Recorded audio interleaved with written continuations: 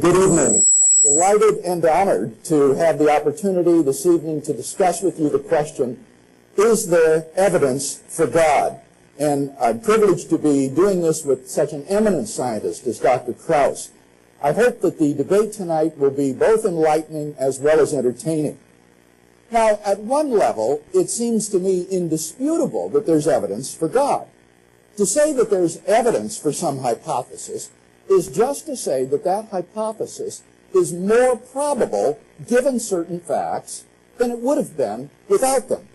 That is to say, there's evidence for some hypothesis H if the probability of H is greater on the evidence and background information than on the background information alone. That is to say, the probability of H on E and B is greater than the probability of H on B alone.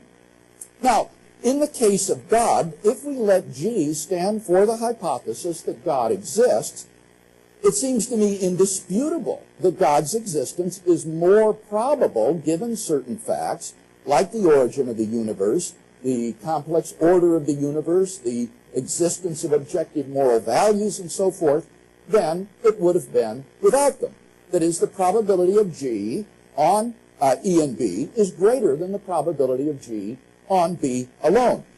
And I suspect that even most atheists would agree with that statement. So the question, is there evidence for God, isn't really very debatable.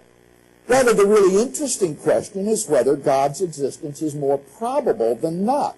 That is the probability of G on E and B greater than 50%? Now, I'll leave it up to you to assess that probability.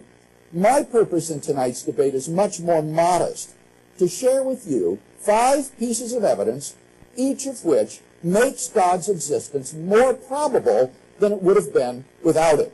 Each of them is, therefore, evidence for God. Together, they provide powerful, cumulative evidence for theism. Number 1, then, the existence of contingent beings. The deepest question of philosophy is, why do contingent beings exist at all? By a contingent being, I mean a being which exists, but which might not have existed. Examples? Mountains, planets, galaxies, you and me. Such things might not have existed. By contrast, a necessary being is a being which exists by a necessity of its own nature. Its non-existence is impossible. Examples?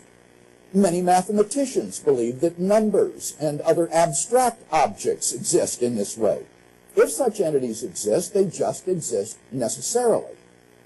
Now, experience teaches that everything that exists has an explanation of its existence, either in its own nature, if it exists necessarily, or in an external cause, if it exists contingently.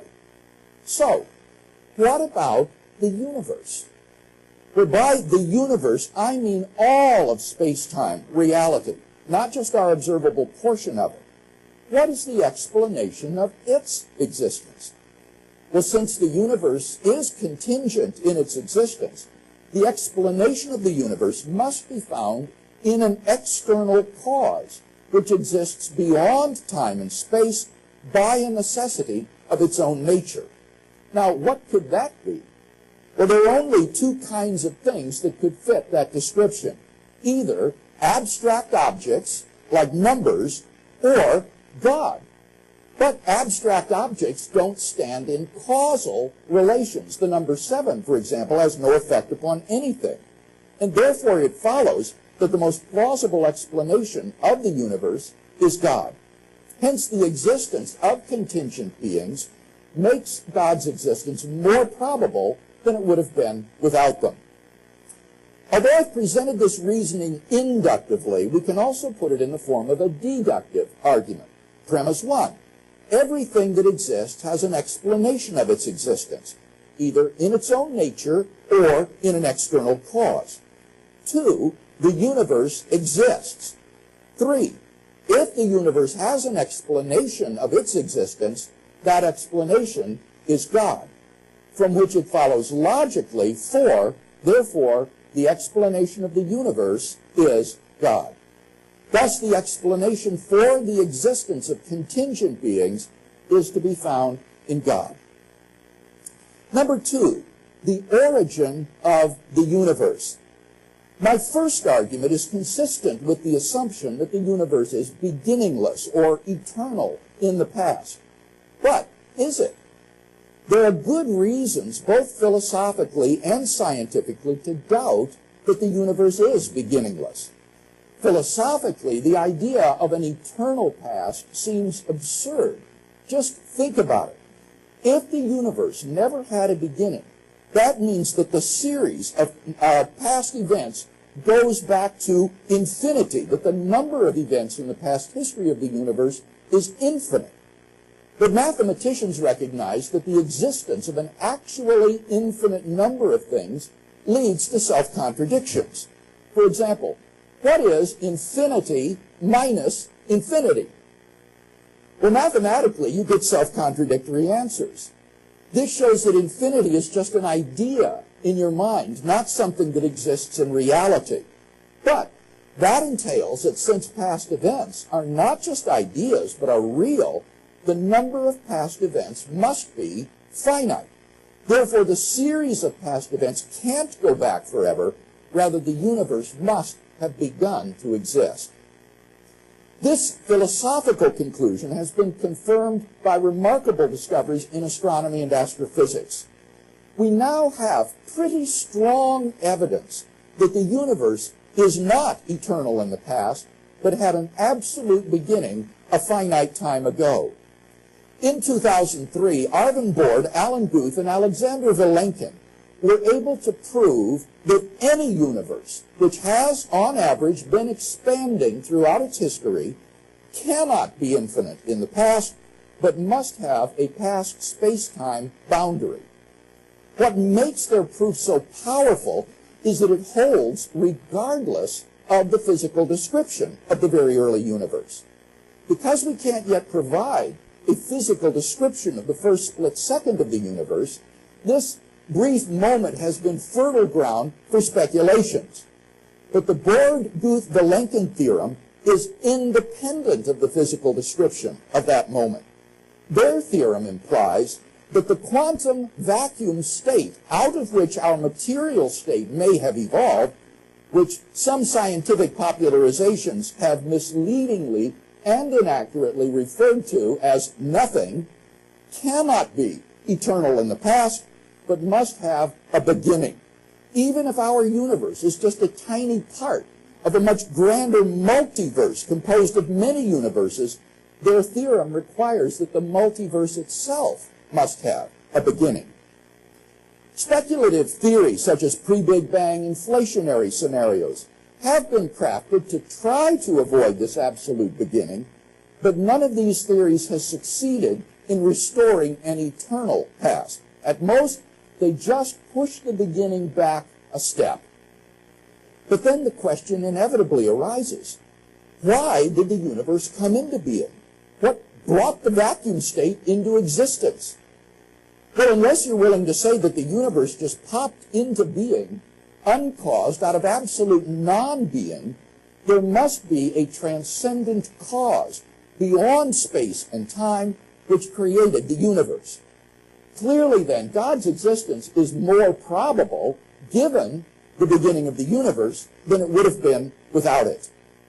We can also formulate this reasoning in the form of a deductive argument. 1. Everything that begins to exist has a cause. 2.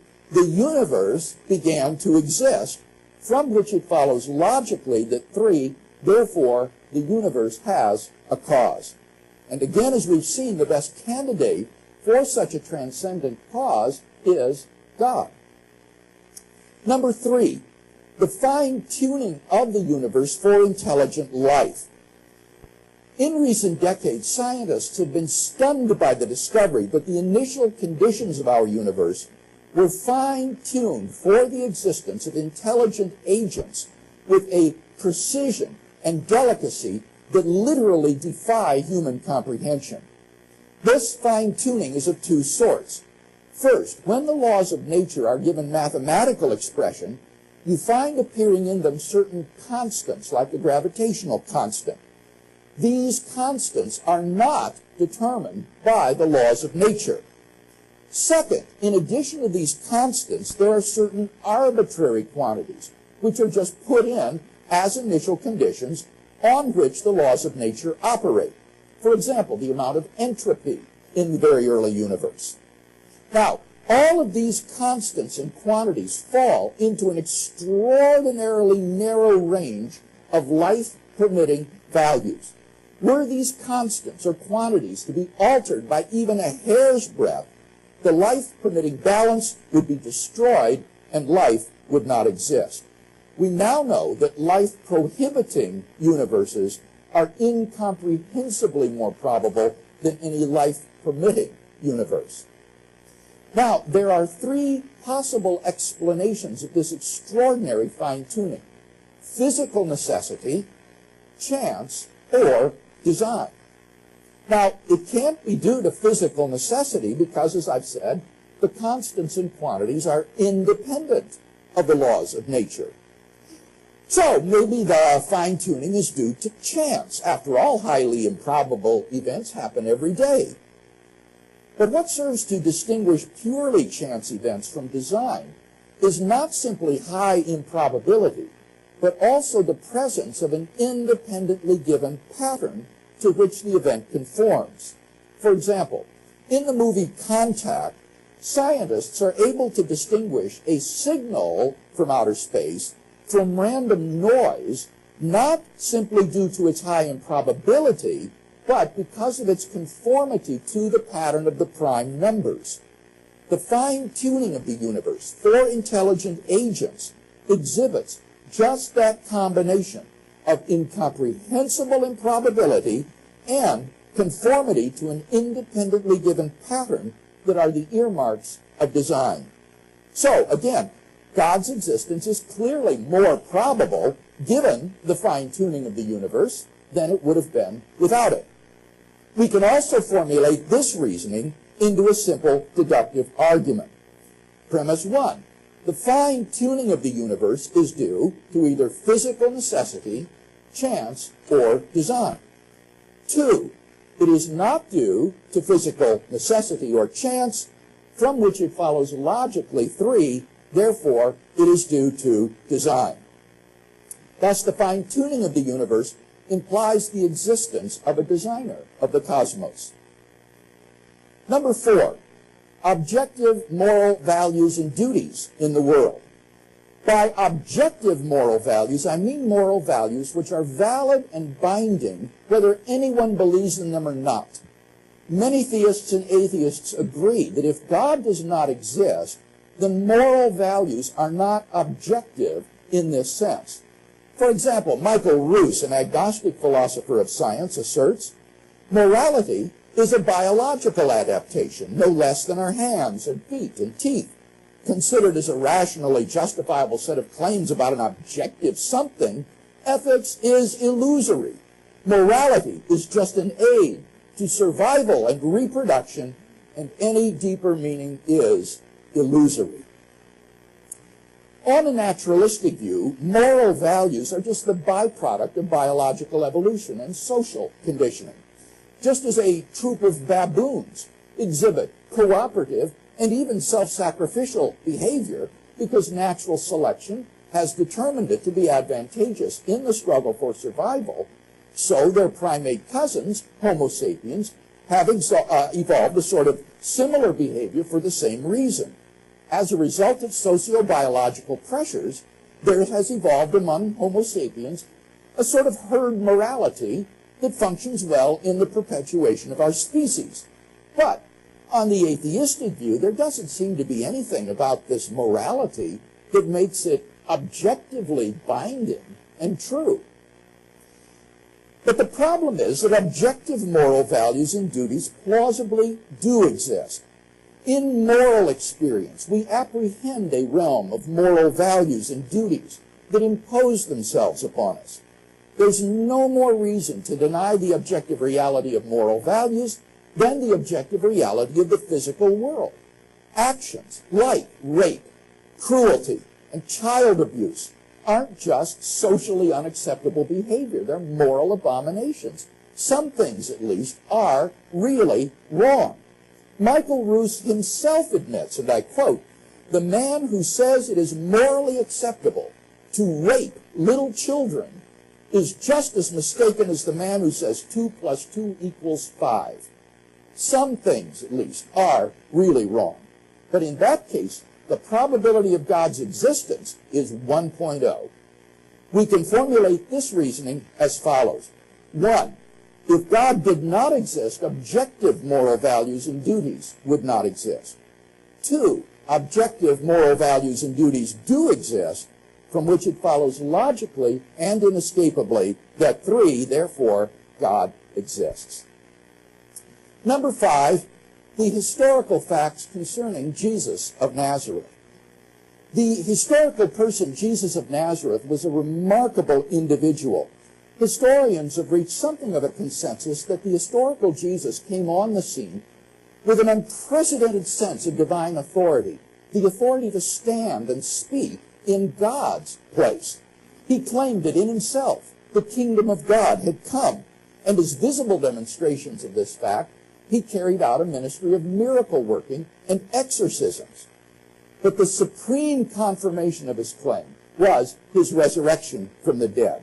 If Jesus really did rise from the dead, then it would seem that we have a divine miracle on our hands, and thus evidence for the existence of God. Now, most people probably think that the resurrection of Jesus is something you just believe in by faith or not. But there are actually 3 facts recognized by the majority of New Testament historians today, which I believe are best explained by Jesus' resurrection. Fact number 1, on the Sunday after his crucifixion, Jesus' tomb was found empty by a group of his women followers. According to Jakob Kramer, an Austrian specialist, by far most scholars hold firmly to the reliability of the biblical statements about the empty tomb. Fact number 2, on separate occasions, different individuals and groups saw appearances of Jesus alive after his death. According to the prominent New Testament critic Gerhard Ludemann, it may be taken as historically certain that the disciples had experiences after Jesus' death in which Jesus appeared to them as the risen Christ. These appearances were witnessed not only by believers, but also by unbelievers, skeptics, and even enemies. Finally, fact number 3, the original disciples suddenly came to believe in the resurrection of Jesus, despite having every predisposition to the contrary. Jews had no belief in a defeated and dying Messiah, and Jewish beliefs about the afterlife precluded anyone's rising from the dead to glory and immortality before the end of the world. Nevertheless, the original disciples came to believe so strongly that God had raised Jesus from the dead that they were willing to die for the truth of that belief. N.T. Wright, an eminent New Testament scholar, concludes, "That is why, as a historian, I cannot explain the rise of early Christianity unless Jesus rose again, leaving an empty tomb behind him." Naturalistic attempts to explain these 3 great facts, like the disciples stole the body or Jesus wasn't really dead, have been universally rejected by contemporary scholarship. The simple fact is there just is no plausible, naturalistic explanation of these facts. And therefore, it seems to me the Christian is amply justified in believing that the best explanation of the evidence is that Jesus rose from the dead and was who he claimed to be. But that entails that God exists. Thus, we have a good inductive argument for the existence of God based on the resurrection of Jesus. In summary, then, we've looked at 5 lines of evidence, each of which makes God's existence more probable than it would have been without them. God's existence is obviously more probable, given these facts, than it would have been in their absence. They, therefore, constitute evidence for God. Indeed, I think their cumulative force makes God's existence very much more probable. But that is an assessment which each one of us will have to make for himself. Thank you, Dr. Craig. Dr. Krauss?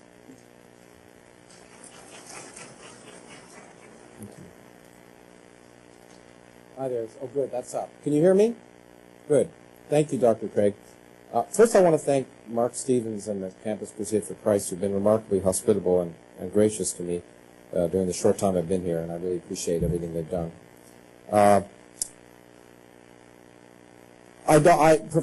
Dr. Craig is a professional debater. I'm not. I don't like debates, actually. I find them combative and not a good way to actually elucidate information and knowledge. But I agreed to come anyway. Some people have said I'm brave. Some people I know are feeling I'm foolhardy. But actually, I want to compliment Dr. Craig for his bravery tonight.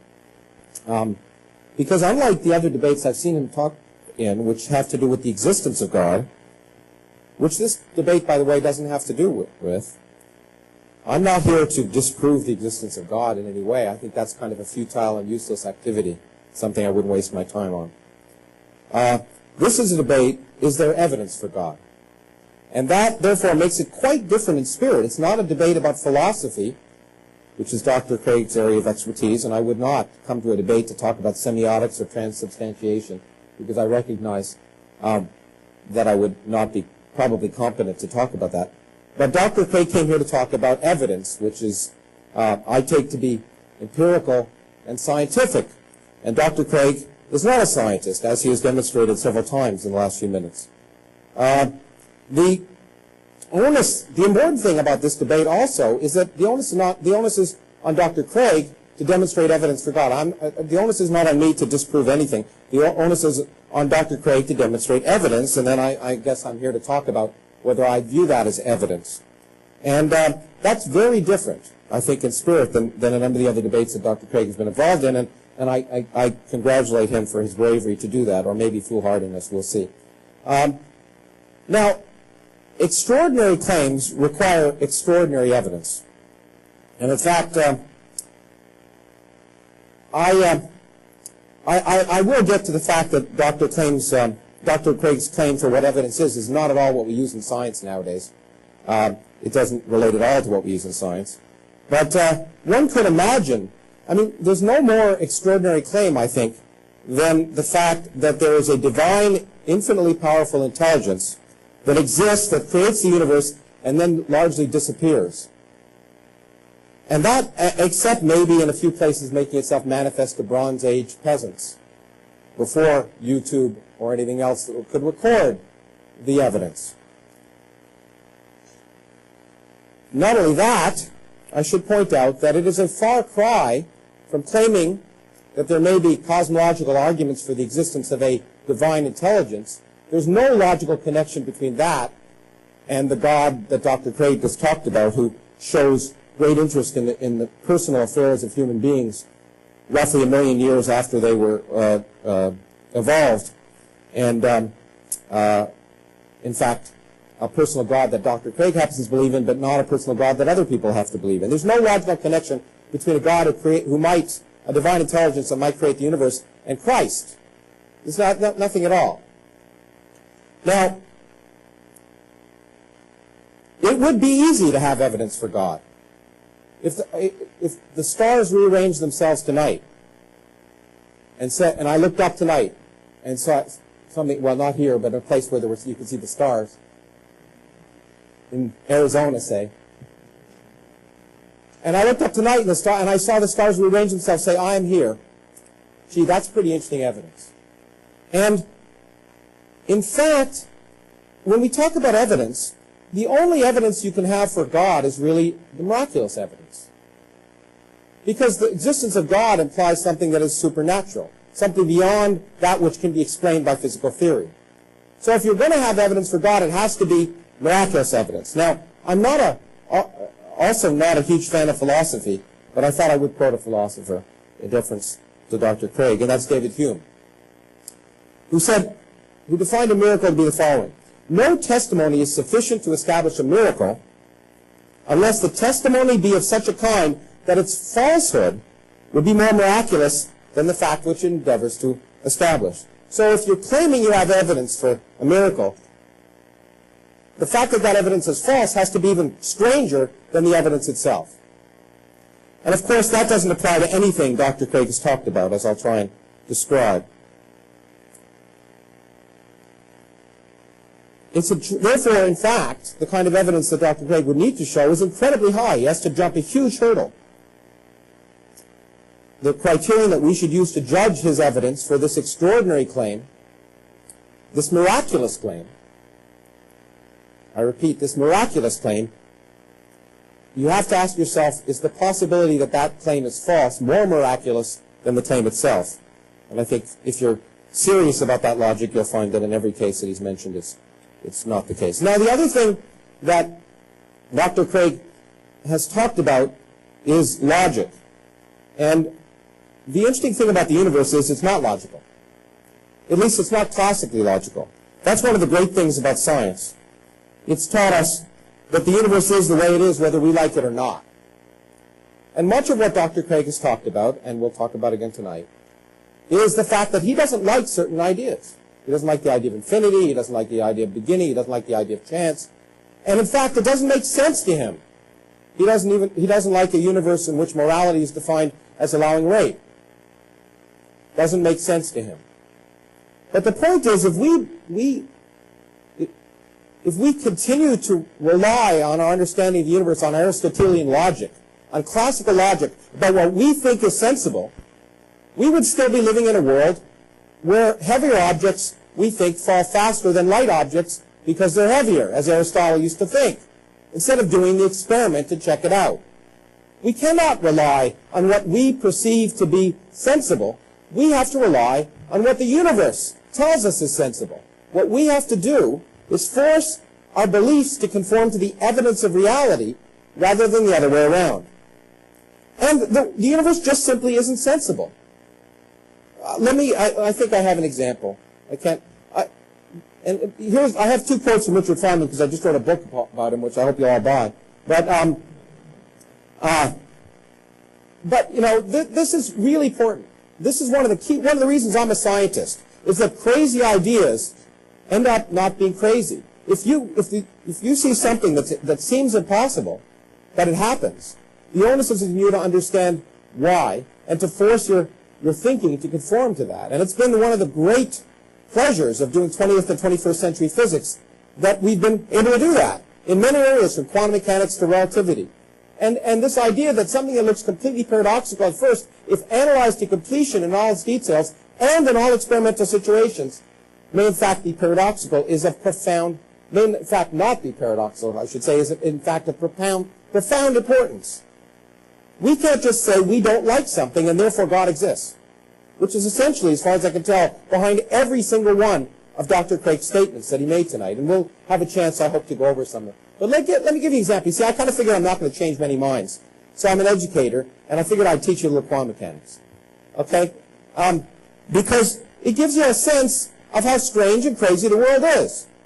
So if there's a famous experiment that's been performed. If I have a wall with two slits and I have bullets that I shoot through a gun, and I hope no one here has one, through those, and I just shoot it randomly through those two slits, then the bullet will go in one place, or it'll go in another place. Oops, I got the wrong thing there, but that's okay. We can leave that there for a second. So what you'll expect to see in the slits is either a lot of holes there and a lot of holes there and nothing else. Okay? If you shoot a wave through two slits, and some of you may have been subjected to this in physics classes, you'll find something very different. The wave, in fact, will go through both slits, interfere with itself, and create what's called an interference pattern. If you've ever seen two waves come together in the ocean, you see these beautiful patterns of ripples that are just spectacular to see, and it's one of the great joys of physics to see them. But the amazing thing is that when we shoot electrons, particles, at two slits, what pattern do we see? We see exactly the same pattern we would see with waves. Now that's crazy, because electrons are particles. So you say, well, maybe they're waves. But no, let's see. I don't believe they're waves, so what I'm going to do is I'm going to put a light right here at the slits, and I'm going to check where each electron goes through. Because right now it looks, in order to create this pattern, the only way you could create that pattern is if the electron went through both slits at the same time. That's insane. It's like infinity. Okay? So that's insane. So I put a light there, and I shine it. What happens? I see each electron goes through only one slit or the other. Aha! I proved that it doesn't go through both. But then when I look at the pattern's different. If I shine the light and look at the electron, I just see those two lines that I talked about earlier, right here and here. If I don't shine the light on the electron, the pattern is different. If I don't shine the light on the electron, we now know the electron goes through both slits at the same time. It does something classically impossible. And when we saw that, we didn't say, you know what, God exists. What we said is, well, maybe the laws of nature are stranger than we thought, and maybe we better figure out how things behave so we can explain and predict things. And the universe is stranger than you think. In almost every way. In fact, I cannot resist this because Dr. Craig mentioned it.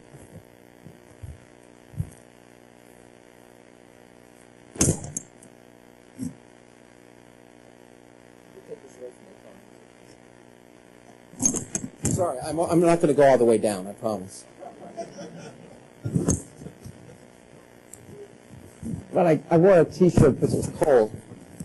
And I can't resist.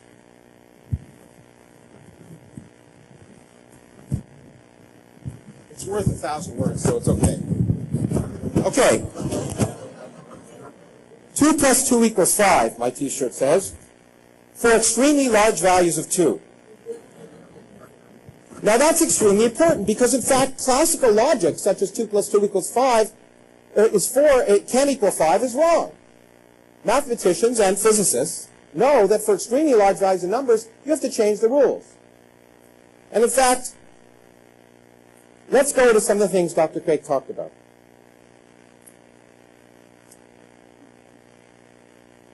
In fact, the existence of infinity, which he talked about, which is self-contradictory, is not self-contradictory at all. Mathematicians know precisely how to deal with infinity, so do physicists. We rely on infinities. In fact, there's a field of mathematics called complex variables, which is the basis of much of modern physics, from electromagnetism to quantum mechanics and beyond, where in fact we learn how to deal with infinity. Without the infinities, we couldn't do the physics. We know how to sum infinite series because we can do complex analysis. Mathematicians have taught us how. It's strange and very unappetizing, and in fact you can sum things that look ridiculous. For example, if you sum the series 1 plus 2 plus 3 plus 4 plus 5 plus 6 to infinity, what's the answer? Minus 1/12. You don't like it? Too bad. The mathematics is consistent if we assign that. The world is the way it is, whether we like it or not. So let's talk about the 5 pieces of evidence that Dr. Craig talked about. The existence of contingent beings. Beings that didn't have to exist. Well, accidents happen all the time. Many things happen that are just accidental. We assign significance. We are hardwired to want to believe. That's very important. We all want to believe in a host of things. We all have to convince ourselves of 10 impossible things before breakfast in order to get up in the morning. That we like school, or we love the person in the bed next to us, or something. It's what we need as human beings to exist. We want to believe, we need to believe, but accidents sometimes happen. You can, for example, have 1,000,000 dreams over 1,000,000 nights, but let's pretend it's not 1,000,000, let's just say it's 1,000 nights, that are nonsensical. One night, you dream that your friend is going to break their arm. Next day, your friend breaks their leg. Aha!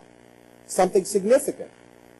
But of course, you forget all the times your dreams were nonsensical. Again, Richard Feynman used to go up to people and say, you know what happened to me? You won't believe what happened to me today. You just won't believe it. You just won't believe it. He'd say, what? He'd say, absolutely nothing.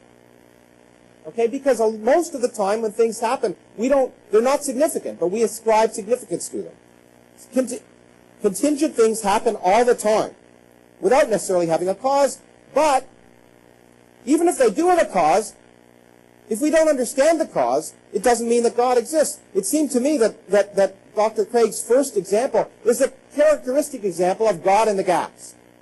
We don't know all the processes which led to the existence of human beings, therefore God exists. Well, that's just an awful excuse for God. Because that God of the gaps argument risks God disappearing when we discover the cause. And we discover the cause is simply physical. We now know, in fact, getting to his origin of the universe and also whether the universe is contingent or not, the universe, Dr. Craig argued that we know the universe isn't contingent, it had to exist. How does he know that? I don't know that. How do we know that? We don't know the answer. It's fine not to know the answer. There's nothing wrong with not knowing the answer. In fact, not knowing the answer is exciting because it means there's a lot to learn. To argue that from some basic principle we know the universe had to exist is myopic in the extreme. Or perhaps, in my opinion, intellectually lazy. Instead of saying, let's go out and try and spend our lives trying to understand what processes might have caused it to exist, and whether it might not have existed, and whether there may be many universes, I will just make the assumption because I like it. Well, God of the gaps is not good evidence for God. It's not also good evidence for sound thinking. The origin of the universe, again, coming back to Dr. Craig's argument that it can't be eternal. Well, we do know. In fact, Dr. Craig said there's good evidence for a Big Bang. Well, there's more than good evidence for a Big Bang. We know a Big Bang happened. The Big Bang is a fact. It happened 13.72 billion years ago, and the fact that we can say so to 4 decimal places is one of the most remarkable feats of modern science that we should all herald and use and exalt as an example of how remarkable it is to be a human being who can think. The fact that we now here sitting in the middle of no place, in the middle of around a random star, in the middle of a random galaxy, in the middle of a universe of 400 billion galaxies, a universe which is made, in fact, which the galaxies and the stars are largely irrelevant, and the human beings and the aliens that live on those stars are largely irrelevant. We have now learned that the mass of the universe, well, less than 1% of the universe is made up of everything we can see. All the stars, all the galaxies, all the planets, everything is a bit of cosmic pollution in a universe made up of dark matter and dark energy, things which are invisible, but we know exist because we can measure them, because we can falsify them. That's the other aspect of evidence. Evidence must be falsifiable. I could argue that Dr. Craig has 3 legs. I see he has 3 legs right here. Oh, but whenever he stands up and you look at him, he only has 2. One disappears. Okay? Now that's not falsifiable evidence. I could argue that we didn't exist less than 5 seconds ago. How can you prove me wrong? I could argue that God created the universe 4.5 seconds ago with all of us sitting here believing we heard Dr. Craig. There's no way I could disprove that. And there's no way I would want to try and disprove it. Because it's not falsifiable. It's not, in a scientific sense, it's not evidence. Now, actually, Dr. Craig, when he talked about Alan Guth, was, of course, wrong. The actual first person to talk about the fact that the universe had to begin at a finite time in a singularity is Stephen Hawking, who made some singularity theorems with Roger Penrose. But the interesting thing is, Stephen Hawking has also argued, as in fact we now know, given quantum gravity, that universes can spontaneously appear. In fact, one of the things about quantum mechanics is nothing, not only can nothing become something, nothing always becomes something. Nothing is unstable. Nothing will always produce something in quantum mechanics. And if you apply quantum mechanics to gravity, you can show that it's possible that space and time themselves can come into existence when nothing existed before. So that's not a problem. Now, in fact, what Guth has argued is, in fact, that a theorem that a theory that he postulated to explain the data, not because he wanted to answer some metaphysical question about whether God existed or not, a theorem that he made to explain the data, called inflation, actually predicts essentially an infinite number of universes in an eternal multiverse that exists for all time and for all space. It's eternal. Didn't have a beginning. We don't know if it had a cause, but it doesn't matter, because our universe could spontaneously appear out of that multiverse. So the idea of a first cause is not relevant. I think I'll go to Jesus of Nazareth with that later, and fine-tuning, where in fact Dr. Craig is completely wrong. The universe is not fine-tuned for life. No scientist says the universe is fine-tuned for human life. That is an incorrect statement. Let me just go to his morality argument. We don't know if there's an objective morality. There may or may not be. That's an interesting question, but whether there is or not, it doesn't imply God. For example, we talked about rape. If God sets objective morality, if God decided that raping 2-year-old girls was okay, would it be okay? Most of you, I think, would say no. Why would it be okay? Because it's not moral. But if it's not moral, then God didn't have the choice. It's not God that chose what's moral. And therefore, if morality is based on what's rational, then why not get rid of the middleman and get rid of God? Thank you. Thank you, Dr. Krauss. Dr. Craig, it's time for your 12-minute rebuttal.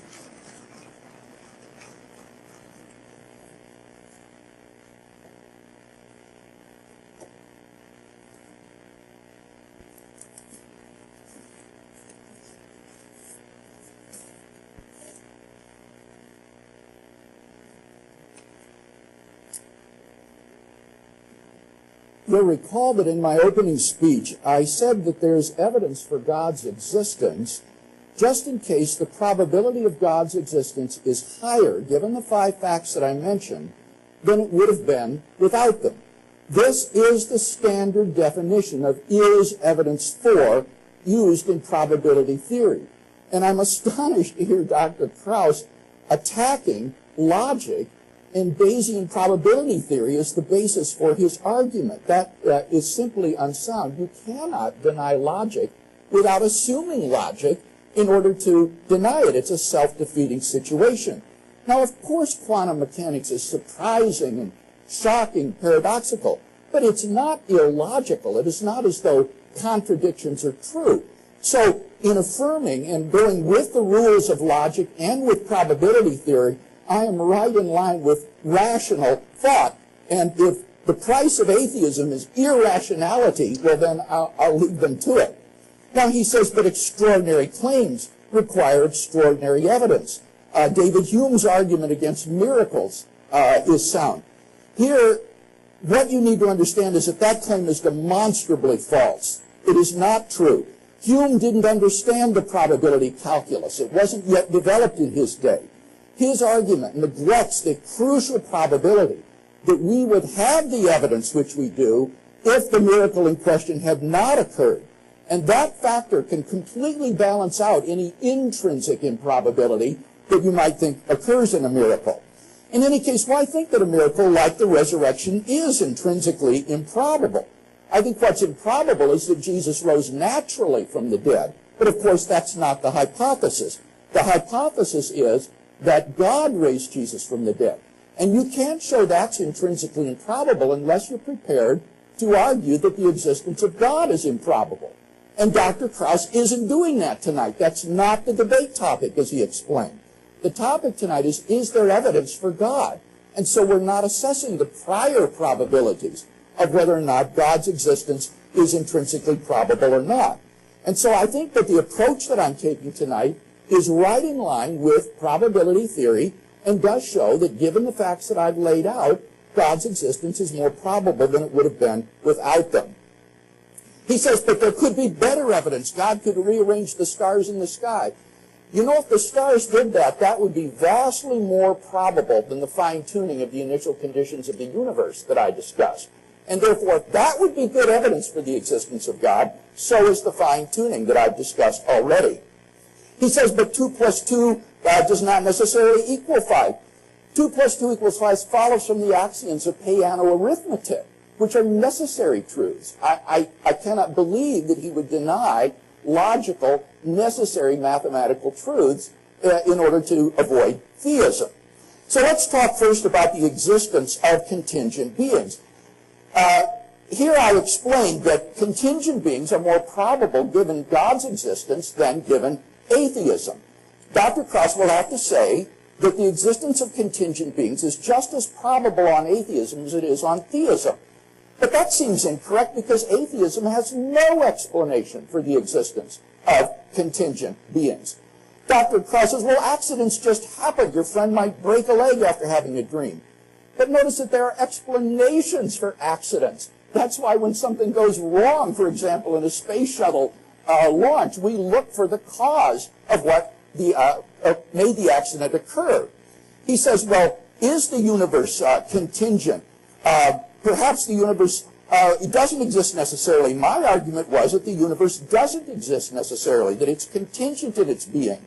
Scientists regularly discuss other models of the universe that are logically possible. The universe is governed by different laws of nature, and therefore clearly the universe is not ultimate in the sense of being self-explanatory. And you can't say that it's contingent and yet ultimate without explanation, because that would be arbitrary and unjustified. It commits what's been called the taxi cab fallacy, which is thinking you can dismiss the need for explanation when you arrive at your desired destination, and it's simply arbitrary to apply the explanatory principle everywhere else in life, but then deny it when you get to the existence of the universe itself. What about the origin of the universe? Here he says that the universe doesn't need to begin to exist because we know in mathematics how to deal with infinities, for example, how to sum infinities. Well, of course in mathematics you can do that. Mathematics has certain conventions and rules that you use to prevent contradictions from occurring. For example, in transfinite arithmetic, the inverse operations of subtraction and division are prohibited because they lead to contradictions. But while you can slap the hand of the mathematician who tries to break the rules, if you've got, say, an infinite number of baseball cards, you can't stop someone from giving away part of the cards. And so you will have contradictions when you translate it into reality. It may be possible on paper in the realm of mathematics, but it's not possible in the realm of reality. And lest you think that this is not reasoning that impresses contemporary scientists, let me quote from George Ellis, a great cosmologist, when he asked, can there be an infinite set of really existing universes?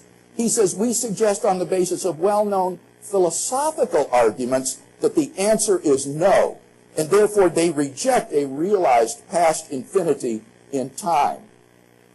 Now, what about the Big Bang confirmation? Dr.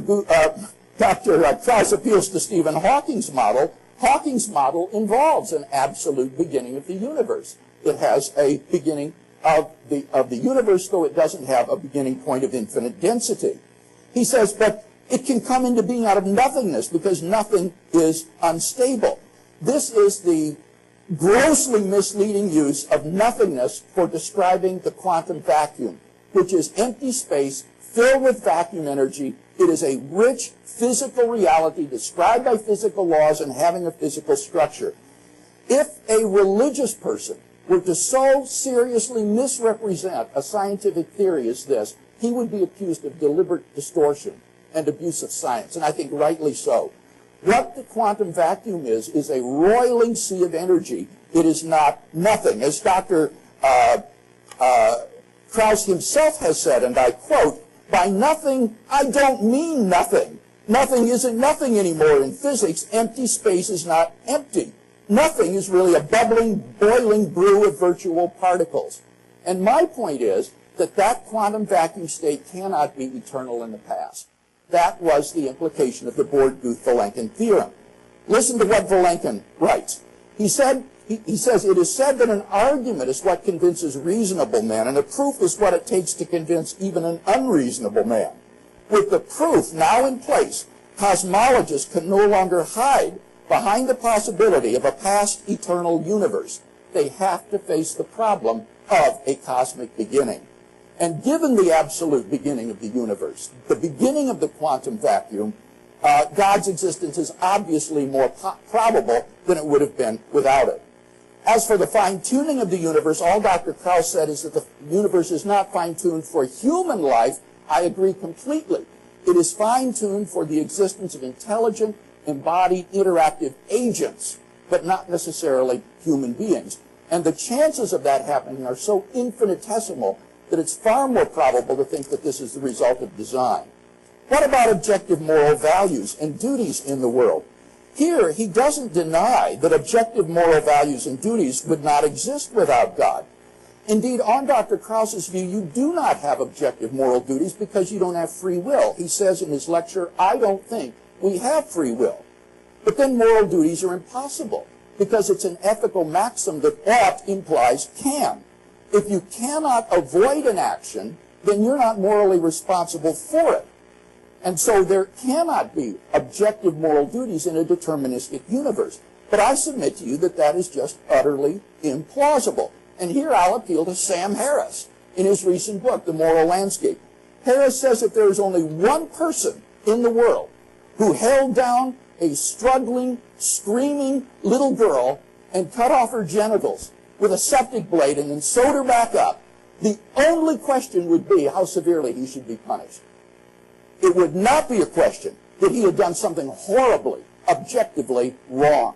And yet on Dr. Krauss's view, you cannot affirm that because everything is working according to the clockwork universe. Ought implies can, and you can't do other than what you do. As for moral values, Dr. Krauss says reality is that which, when you stop believing in it, is still there.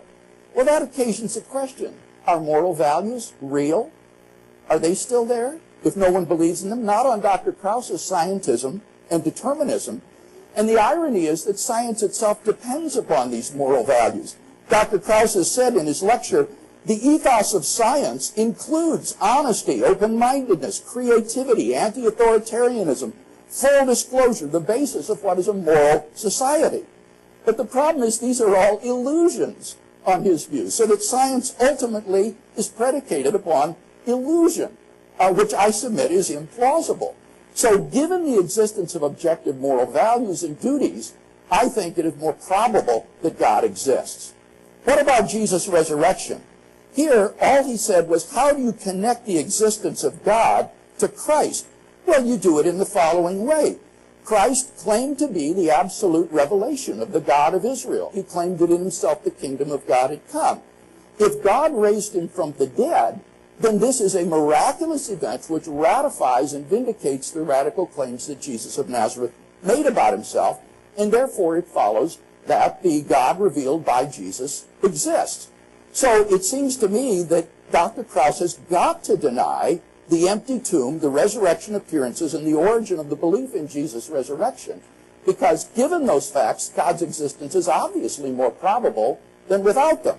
And yet that would put him in conflict with the majority of New Testament historians today on a subject about which I think he would admit he knows very little. So given the facts accepted by the majority of historians, it seems to me that it is much more probable that God exists and that God raised Jesus from the dead than otherwise. In summary, then, it seems to me that when you look at this evidence, clearly God's existence is more probable given these facts than it would have been without them. And that's all that needs to be established in order to show that there is evidence for the existence of God. Thank you, Dr. Craig. Dr. Krauss?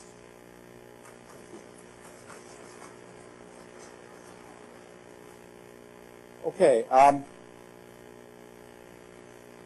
we don't understand the beginning of the universe. We don't understand if the universe had a cause. That is a fascinating possibility. By the way, there's the picture of the vacuum that Dr. Craig so adequately described that I talked about. It's not the nothing that I'm going to talk about in a second. It's one version of nothing. That's empty space. That's what it looks like according to the laws of quantum mechanics and relativity. Empty space is indeed a boiling, bubbling brew of particles. In fact, you have mass because of it. And each of these things appears with some random probability, completely contingent.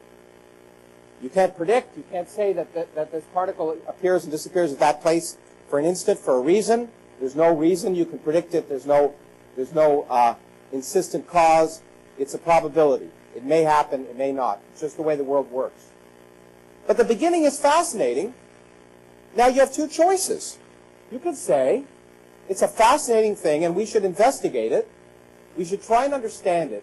We should try and ask the question, is there a cause? And if there's a cause, what is it? That's what science has done. You know, Steven Weinberg, Nobel Prize-winning physicist, has said science doesn't make it impossible to believe in God, which is absolutely true. He says, however, it makes it possible to not believe in God. Because before God, everything's a miracle. Before God, earthquakes were a miracle. But what you could say is, well, I don't understand earthquakes, but maybe I'll try and understand them so that I can predict an earthquake, so I can save people's lives in Japan the next time there might be one. So what I can do is say, if I don't understand something, I can say it's God, give up. That's it, God's will. Or I can say, let me try and understand it. So I repeat, the lack of understanding of something is not evidence for God. It's evidence of a lack of understanding. And what we should do, if we're scientists, or anyone, is try and say, let's try and understand it before we go the intellectually lazy route of saying, I don't understand it, so let me assign it to an entity that I can't understand. A divine entity beyond my comprehension. If we did that, we wouldn't be in this room today. We wouldn't be seeing these images, because none of modern science would have happened. Instead, we try and understand how things work, and the way science works is if there's a physical effect, we look for a physical cause. And so far, there's not a single place in the history of science where we've gotten to a point where we can't explain something, and we know for certain there's no explanation. Every explanation that's remarkable is remarkable for that fact. It explains something we didn't think we'd ever understand. That's the beauty of science. Now, the interesting thing is that let me go to discuss nothing. I was going to say Dr. Craig's an expert on it, but I won't. But in a sense he is, because he studied what I said. And I've talked about the fact that empty space is not empty. Nothing is not nothing. But that's not the point is that that's one version of nothing. One version is that, again, defies conventional wisdom, that defies conventional logic, that a century ago, if we'd been having this debate, Dr. Craig would say something can never come from nothing. Nothing can ever rise from empty space. Empty space is empty, and the only way you can get something out of empty space is if God creates it. Well, he could have said that, and that would have agreed with what we understood at the time, but it's not true. Now we know, poof, out of empty space, you all arose. Out of empty space, all of you arose. Quantum fluctuations in the early history of the universe produced mass density fluctuations, which produced galaxies, stars, people. So, it's amazing. It's fantastic, and it's just, I love talking about it. I'd rather talk about that than what I'm about to talk about. But that's not the only kind of nothing. The kind of nothing that I talked about that Stephen Hawking mentioned is a more extreme version of nothing. Still not, maybe you might argue, complete nothing. But in quantum gravity, and it's a theory we don't yet fully understand, but if we apply quantum mechanics to gravity, and gravity is a theory of space and time, then quantum mechanics tells us that space and time themselves, not the space in which these things are appearing, but space itself spontaneously appears. There was no space, there was no time, and a region of space and time spontaneously appears. It's very different than the quantum fluctuations that are happening in empty space, in which Dr. Craig talked about. I agree. That's not complete nothing. It's a version of nothing, and itself it's so remarkable that we should be amazed by it. But quantum gravity says that space and time can come out of nothing, so that where there's no space, no time. Now, Dr. Craig, I could let him wait and rebut this and then rebut it again in the next one, but I'll give him a break. You might say, Dr. Craig would say, I think, and I bet he would be writing this note, because I'd be if I were him, but that's not nothing either. Because nothing, at least there are laws. At least there are laws. So the laws were there of which empty space arose. So space, indeed there was nothing in the conventional sense that there was no space, no time, no universe. It's perfectly plausible that a universe can be created where there was no space before. In fact, again, in quantum gravity, it's not only plausible, it's required. It's required that you cannot have that event not happen somewhere. But the laws are there. Well, it turns out, the interesting thing about some of the work that Alan Guth and Alex Valenkin, good friends of mine, have been working on, and I discuss with them all the time, you will notice if you read their paper, unlike Dr. Craig, that you will not see the word God mentioned anywhere in their paper. Because although they talk about a theorem of an absolute beginning, they do not in any way say that this proves the existence of God or this is evidence for God. In fact, you won't find it anywhere. But what you will find is an interesting discussion that this suggests that, in fact, that there are required to be many universes, maybe even an infinite number of universes. In fact, in eternal inflation, there must be an infinite number of universes, and whether we like it or not, that multiverse may be eternal and infinite. And even if we don't like it, and even if Dr. Craig doesn't like to think we can work with it, it may be the case. It's not up to us to decide. Okay? And the interesting thing about that infinite set of universes is that each of them has a different set of laws. The laws are random. There are no prescribed laws of nature in such a view. The laws of nature are completely accidental. And in such a picture, we arise here, not by any fine-tuning anymore, and I don't know if Dr. Craig accepts the facts of evolution. I believe he probably does, but he can let us know. But this miraculous fine-tuning that he's talking about is nothing other than a kind of cosmic natural selection. We find ourselves living in a universe in which we can live. It's nothing more profound than that.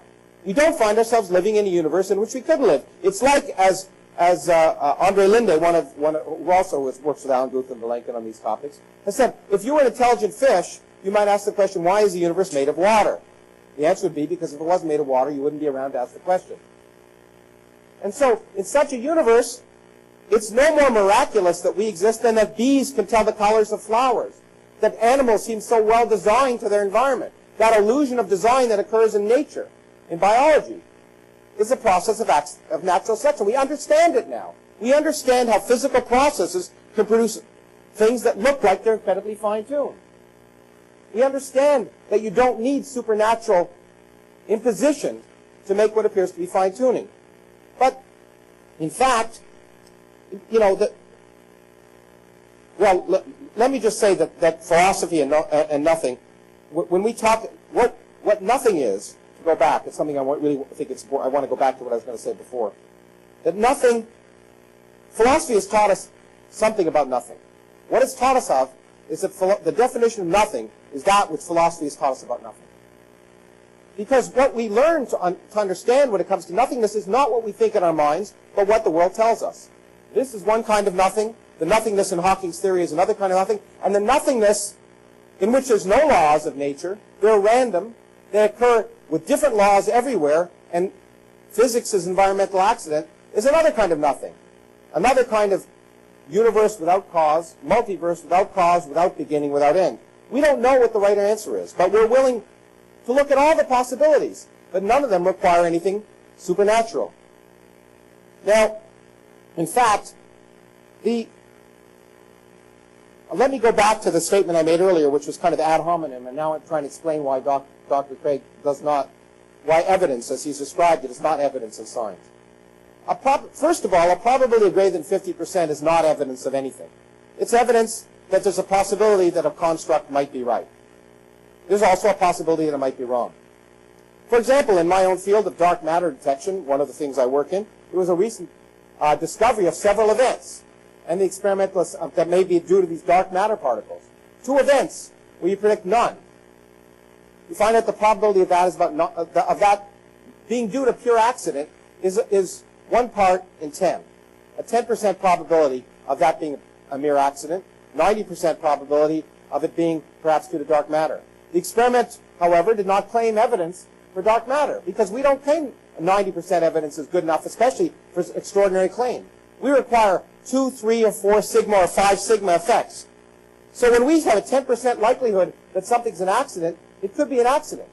We never claim discovery based on that. Now, the other thing that surprised me is Dr. Craig claimed to talk about Bayesian statistics. The key aspect of probability, Bayesian probabilities as we use them in science, is that if your conclusions change dramatically depending upon your prior, then you haven't proved anything. And all of his conclusions, of course, are dramatically dependent upon his assumption that God exists. If you just allow for the question you have to ask in every one of his cases, from the fact that we're here and we didn't have to be here, the fact that the universe may or may not have an origin, the fact that there's fine-tuning, although I will get in the last minute to the fact that there isn't fine-tuning, the fact that there may or may not be objective values, and the fact that Jesus of Nazareth claimed he was God, you can ask yourself, is it equally plausible that we're here by physical phenomena, that the universe had a beginning that was produced by physics, that there's fine-tuning that happened the same way as fine-tuning in biology appears to happen by natural causes, that objective moral values may or may not exist doesn't prove anything, and that Jesus may have thought he was God, but wasn't God. Is that equally plausible? I think I'll say, well, given that I have 30 seconds left, I think I will just say that the fine-tuning argument, which I promise I'll get to in the next phase, is not fine-tuning at all. The laws of physics can change dramatically. In fact, what Dr. Craig said is that the laws of nature are fine-tuned for any intelligence is not true. We don't know what any intelligence could be like. What we do know is they allow us. So he got it exactly wrong. They allow humans, but we don't know if any other kind of intelligence could exist. Since I'm told to stop, I will stop. Thank you, Dr. Krauss. Dr. Craig?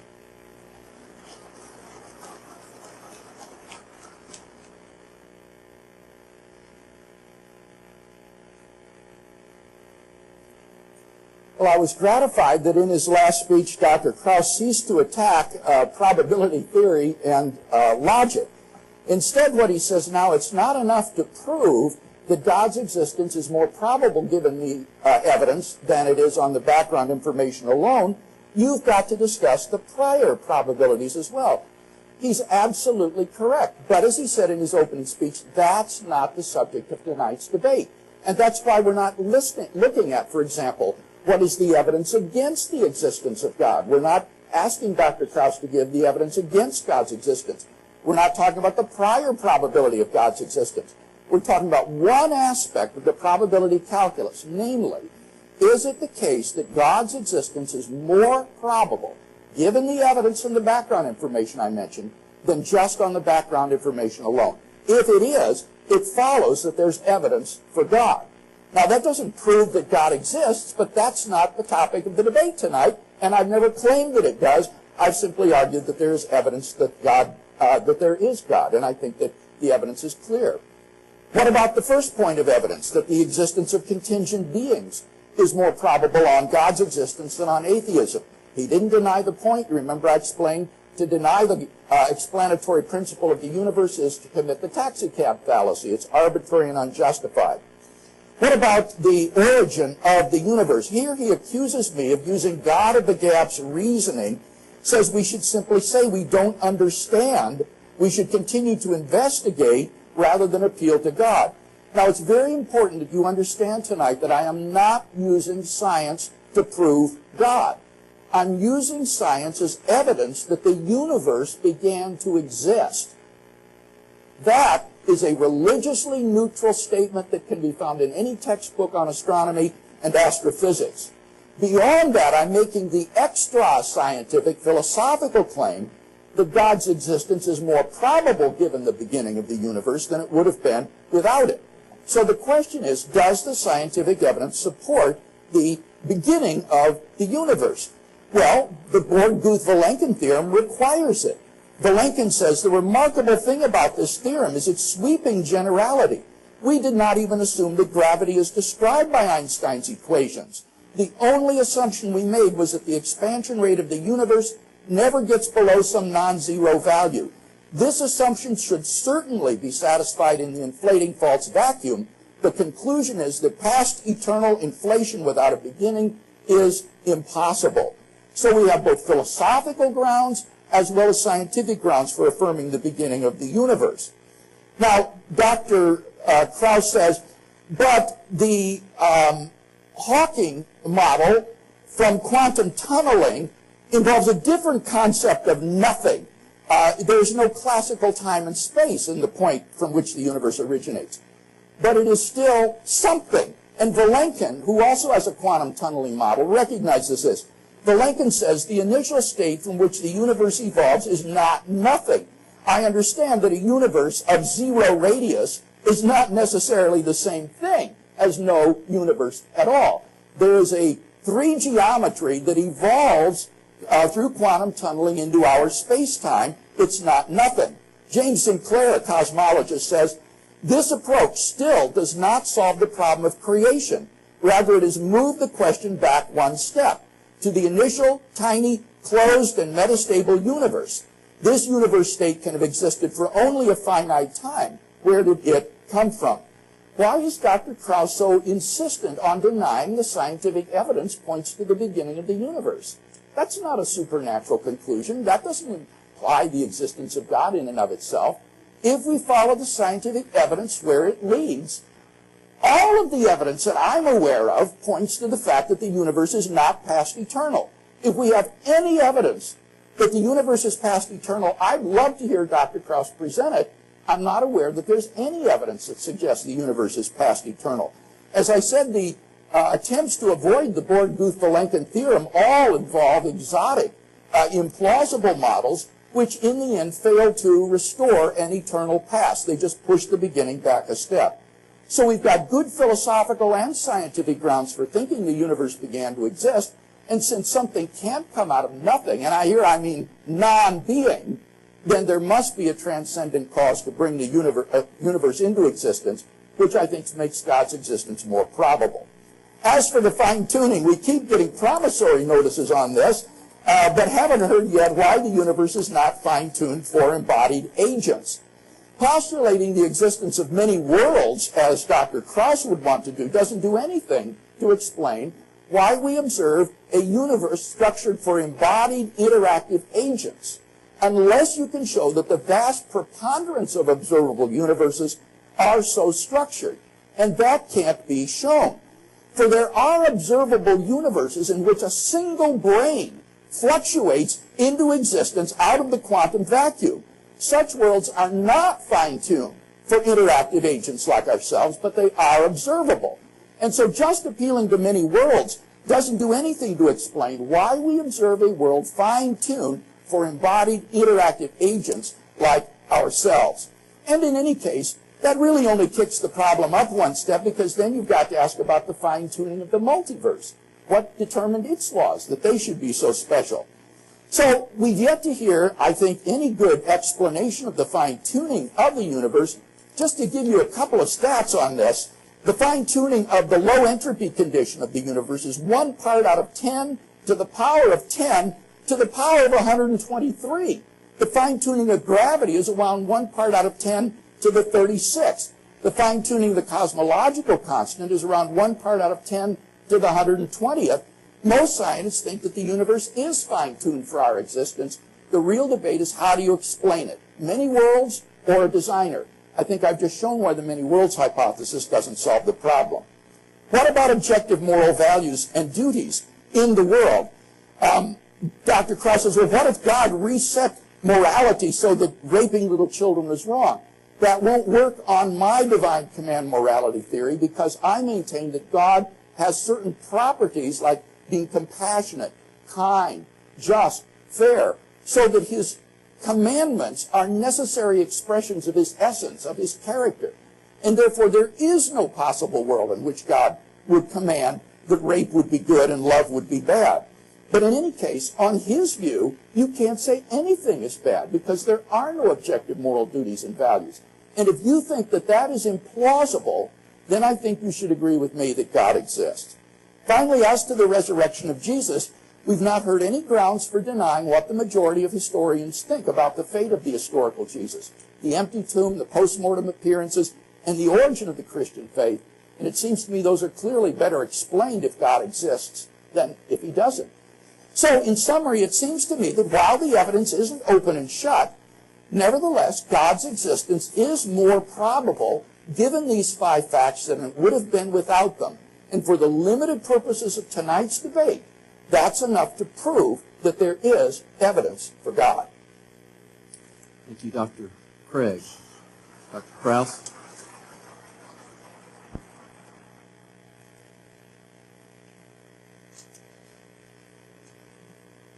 Dr. Craig is fixated on probabilities. I'm fixated on evidence. They're not the same.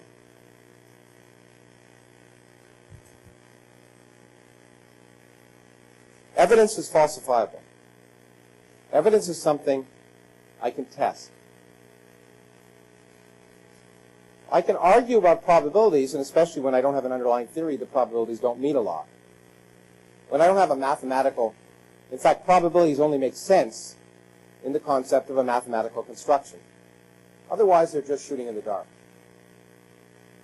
Of course, what Dr. Craig has argued is on the basis of the evidence, the probability is greater than not than there's a God.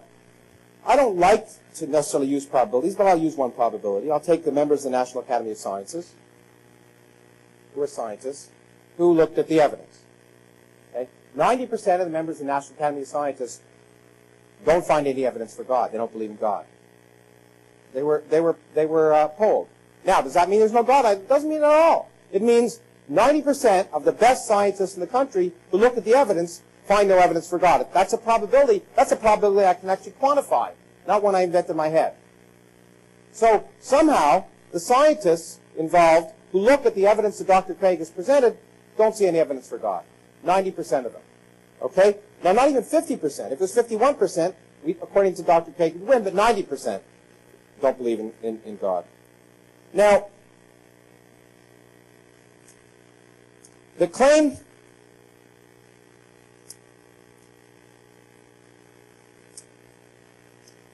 Alex Valenkin has one model of creating a universe from nothing, which I actually worked on around the same time. It's different than Stephen Hawking. We don't know which is correct at this point because we don't have a good theory of quantum gravity. But they're very different. In quantum gravity, unlike what Dr. Craig has said, and you'll have to trust me on this because I actually know general relativity, is that there is no free space. It's not that a free space existed before tunneling. There is no free space. In the same sense that any of those particles that I showed coming from empty space existed before quantum fluctuations produced it. They didn't exist. They exist for a short time, so short you can't measure them, and then they cease to exist. That's the way the world works. In quantum gravity, there's no pre-existing free space. It just is created. So that notion is not correct. Whether or not the universe is past eternal or not, which is again something Dr. Egg is fixated on, is itself a very fascinating question. In the theory, by the way, that he's talking about, one version of the theory, the universe is future eternal. So it is eternal. It had a beginning. There are other versions, however, in which case it is not. It is past eternal. It is eternal over all time. But that question itself, I repeat, the beginning of the universe is a fascinating thing. We know our observable universe had a beginning. We know that. That's not a philosophical statement. It's a scientific one. And I repeat that evidence involves science, not philosophy. Philosophy doesn't define evidence for anything. It provides a logical framework for understanding things, but the only thing that determines evidence is reality, empirical reality, not philosophy. And you have to ask yourself the question each time, I repeat, that Dr. Craig claims that this requires God, is there a plausible physical explanation? And I've already shown you that space can be created from nothing plausibly. It's possible in a multiverse that the laws of physics, the laws of nature themselves are created spontaneously. They didn't pre-exist. It's possible. You have to ask yourself, am I willing to say that because all of these possibilities are interesting, but I don't understand them, there must be a God who's compassionate, kind, what were the words you used? Compassionate, kind, a bunch of other words to describe him or her. Well, that's true, by the way. First of all, that's clearly not the God of the Old Testament, who's not compassionate nor kind, right? That's obvious. So it's a certain kind of God that you choose to be compassionate and kind. But hold on, doesn't God define those things? But if he's required to be kind and compassionate, then who required him to be kind and compassionate? Who defined kind and compassionate? Get out of the middleman. Rationality defines kind and compassionate. All of you, if you did not believe in God, and the people in here who find the evidence for God lacking, are unlikely to go out and kill someone or rape someone tonight because of that. Rationality goes a long way to understanding morality. Rationality, evolution, biology. Does it completely define morality? I don't know. In fact, the institute that I run had a wonderful workshop on the origin of morality to try and look at neurophysiological basis, philosophical basis of morality. Because instead of deciding by fiat that the only origin of morality could be God, we wanted to look at the question and ask. And so, I promised I'd get to fine-tuning, so let's get to fine-tuning. What Dr. Craig gets wrong is that the entropy of the universe is not fine-tuned. It's generated. We have a dynamical mechanism to generate it. I've heard him say that these certain quantities are not determined by the laws of physics. Well, most of them are. The matter-antimatter asymmetry, which he says is fine-tuned for life, which is it, by the way, is also, we have a mechanism to determine it. We do know that there are quantities whose values are very weird, like the value of the energy of empty space, which he said is fine-tuned to be 10 to the minus 120. Well, that's true. It's fine-tuned. I was one of the first people to show that. But it's fine-tuned within the context of physical theory. Our physical theories predict it should be 120 orders of magnitude larger than it is. We don't understand why it's as small as it is. But its smallness does not fine-tune for life. If it were 0, which is what we thought it was, life would exist perfectly well. And it's much easier to understand why it's 0 from a mathematical perspective, which is why all of us theoretical physicists thought it was, until the universe told us it wasn't. All logic, all science told us that the only sensible value for the energy of empty space, in which there's nothing, was nothing. And life would exist perfectly well in such a universe. And what did we discover? It's not nothing. We still don't understand why. It's the biggest mystery in science. It means we don't understand most of the universe. What could be more exciting? But what we have learned, by the way, is the fact that it isn't nothing means we live in the worst of all possible universes for life to develop in. A universe with energy and empty space has life ending before any universe in which empty space doesn't have energy. So if this miraculous fine-tuning, which I agree is remarkable and I wish I'd understand, was created for life, then the person who created it didn't do a very good job. A rather competent, intelligent designer. The universe is the way it is, whether we like it or not. And all the evidence of the universe is that there's no purpose, no design, no meaning. Should that upset us? No, and I'll explain why in my concluding remarks. Thank you, Dr. Krauss. We now enter the summary segment, and Dr. Krauss. This is the final. This is it. Okay.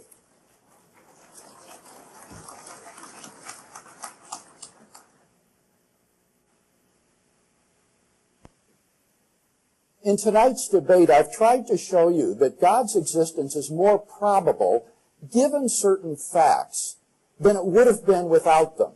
And that is by definition what it means to say that there's evidence for God's existence. First of all, we looked at the existence of contingent beings, and I explained that given the existence of God, it is more probable that contingent beings would exist than on atheism, because on atheism there is no explanation for the existence of contingent beings. And to try to say that there need not be an explanation for the existence of the universe is arbitrary and unjustified. It commits the taxicab fallacy.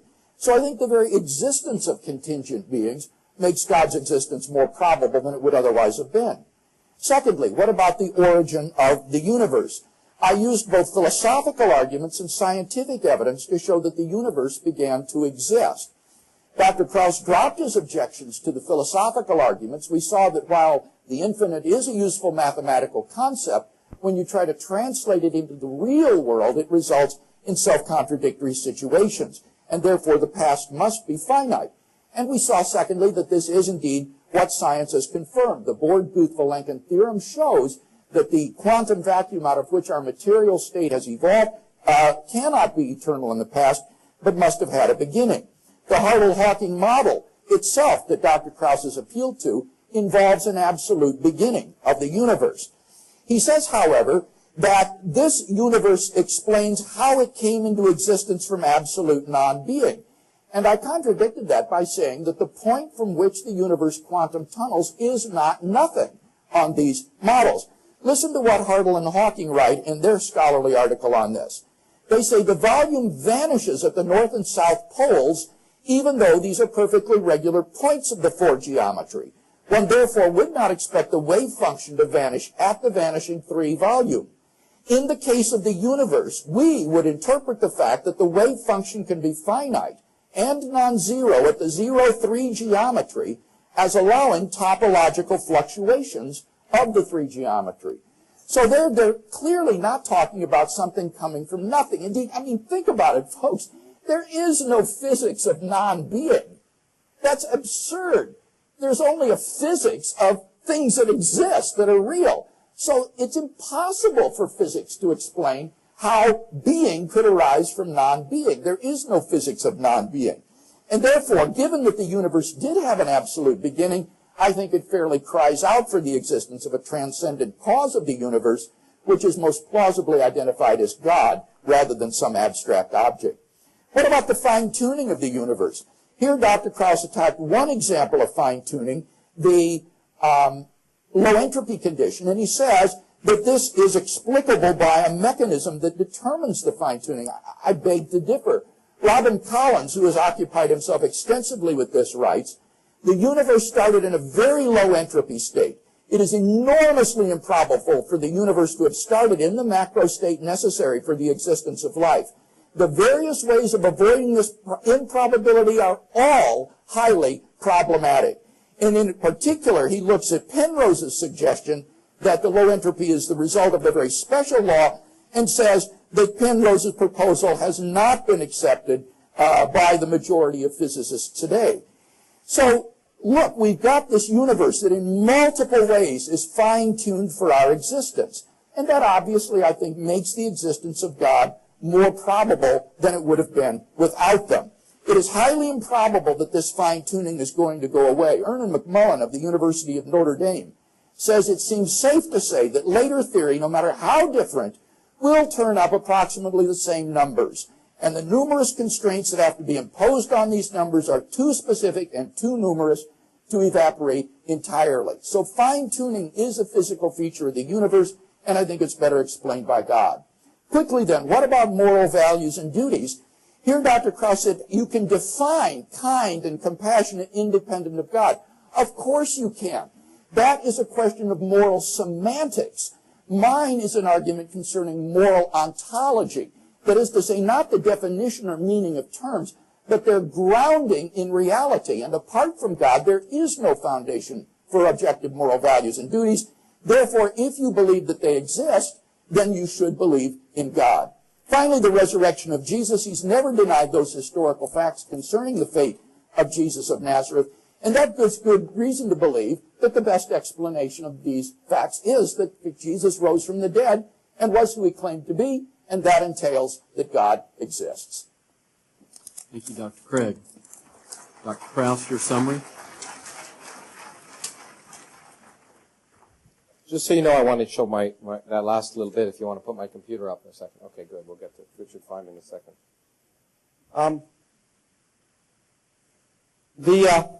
The 5 points that Dr. Craig has made. Contingent beings. Somehow he argues that natural phenomena cannot explain things which didn't have to exist. It's something I find remarkable. Many things didn't have to exist. You didn't have to exist here on Earth, but we understand a series of steps by which you were caused to exist naturally, including a large comet that killed that fell in the Yucatan and killed the dinosaurs, making an evolutionary niche for mammals. None of that was required. But more importantly, in fact, if you wish, contingent beings, in fact, must exist in a universe whether or not there's a God. Because if there are many universes having different laws of physics, there must exist one universe in which contingent beings exist. And you can ask yourself, in which universe will those people ask the question? They'll ask the question in the universe in which they exist. If there are many universes, there must be a universe in which we exist. Our existence does not prove anything except that we exist. And in fact, it's required if that existence is at all possible. In fact, the laws of physics tell us that which is not prohibited is required. That which is not impossible must happen somewhere. That's the other amazing thing about the universe. The strangest things are happening every second because those things which don't violate the laws of nature are required. And in many universes, if there's one universe in which life can exist, it will exist, and then it will ask itself the question, why do I exist? The origin of the universe. First of all, let me point out, there are no contradictions. I totally disagree. There are no contradictions with infinities that I know of. No mathematical contradictions. I don't like it physically, but it's possible. And if it's true, I'll have to learn to live with it. I'll just have to learn to live with it. I don't know if it's true. I'll find out. I do repeat, however, unfortunately, Dr. Craig, when he talked about the fact that the wave function is not zero at the boundaries, is interesting, but the wave function is not a physical quantity. It's a mathematical quantity that determines probabilities. So what it's saying is that the probability of creating a universe is not zero. Great. That means the probability that something will come from nothing is not zero, without God, by the very example he used. The fine-tuning, I wish I could clarify this for Dr. Craig. In fact, Alan Guth, who he keeps invoking like a mantra, developed a theory, which is the only theory we have that explains, I was going to show you the data, it explains all the data in cosmology. It's a beautiful theory. It's called inflation. It's a theory that arises naturally given the laws of particle physics. And it's a theory where the entropy of the universe increases by 10 to the 80th in a time frame of 10 to the minus 35 seconds. Naturally, by known laws of physics. It is, in fact, the way we believe the current entropy of the universe developed, because it's so beautiful, and it also explains what we see. There's no problem creating entropy. There's also no problem creating space. There's no problem creating energy. You can have a universe with finite energy get bigger and bigger and bigger, because gravity has something called negative specific heat and negative pressure. It's really weird, but it's true, whether or not Dr. Craig likes it or not. Those aspects that he finds peculiar about our universe are in every way that I know of understandable by known dynamical physical processes. Moreover, the universe we live in is not fine-tuned for life.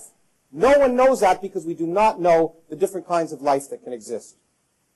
As for morality, he assumes I assume there's no objective reality of morality. I've never said that. I don't know where he gets that idea. But what I do claim is that whether morality is objective or not is a question for us to determine. And objective morality does not require God because, in fact, for the reasons I said earlier, God, if God exists, is not, if there's objective morality, then God doesn't have the freedom to determine the morality, decide that it's compassionate and kind.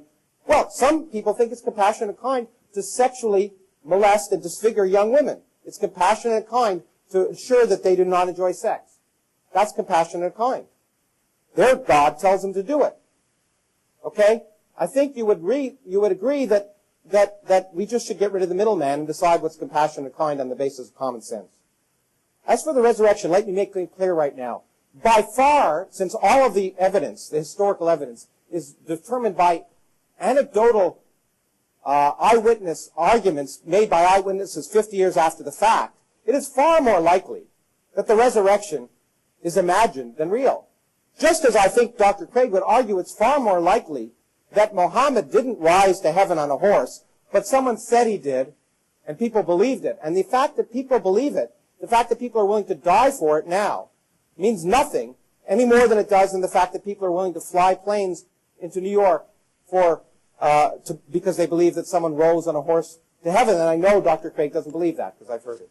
So none of these arguments he's given give evidence for anything except a wonderful universe that we are trying to understand. Thank you, Dr. Krauss.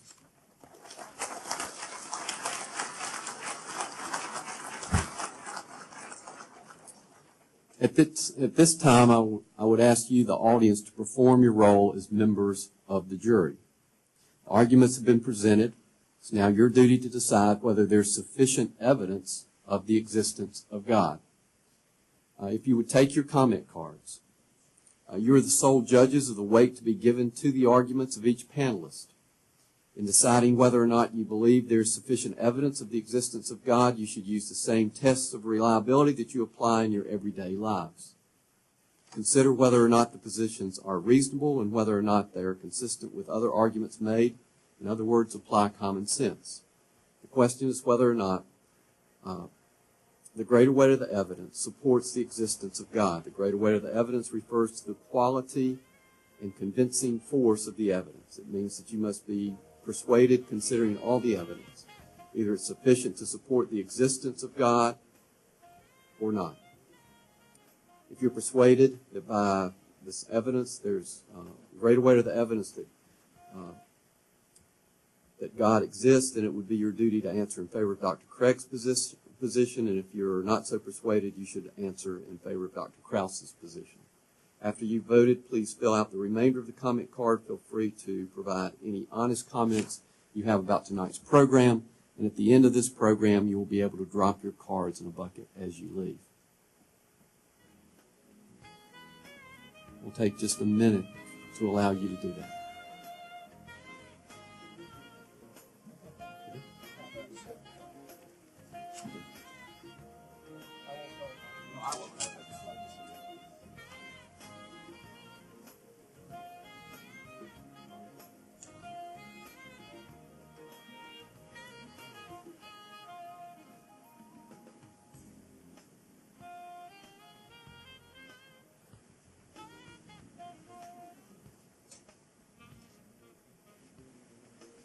At this time, we will enter the question and answer segment.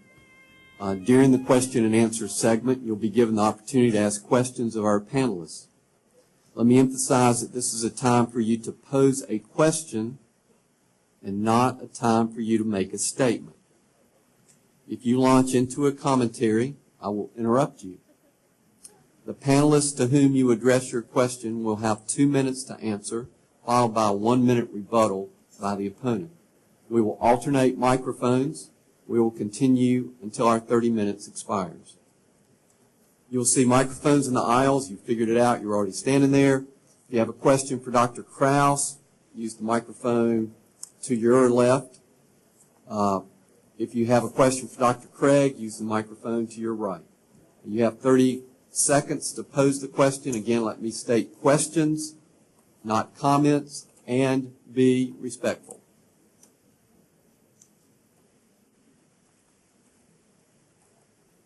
Panelists, are you ready? Sure, why not? Okay. We'll have the first question. Yes.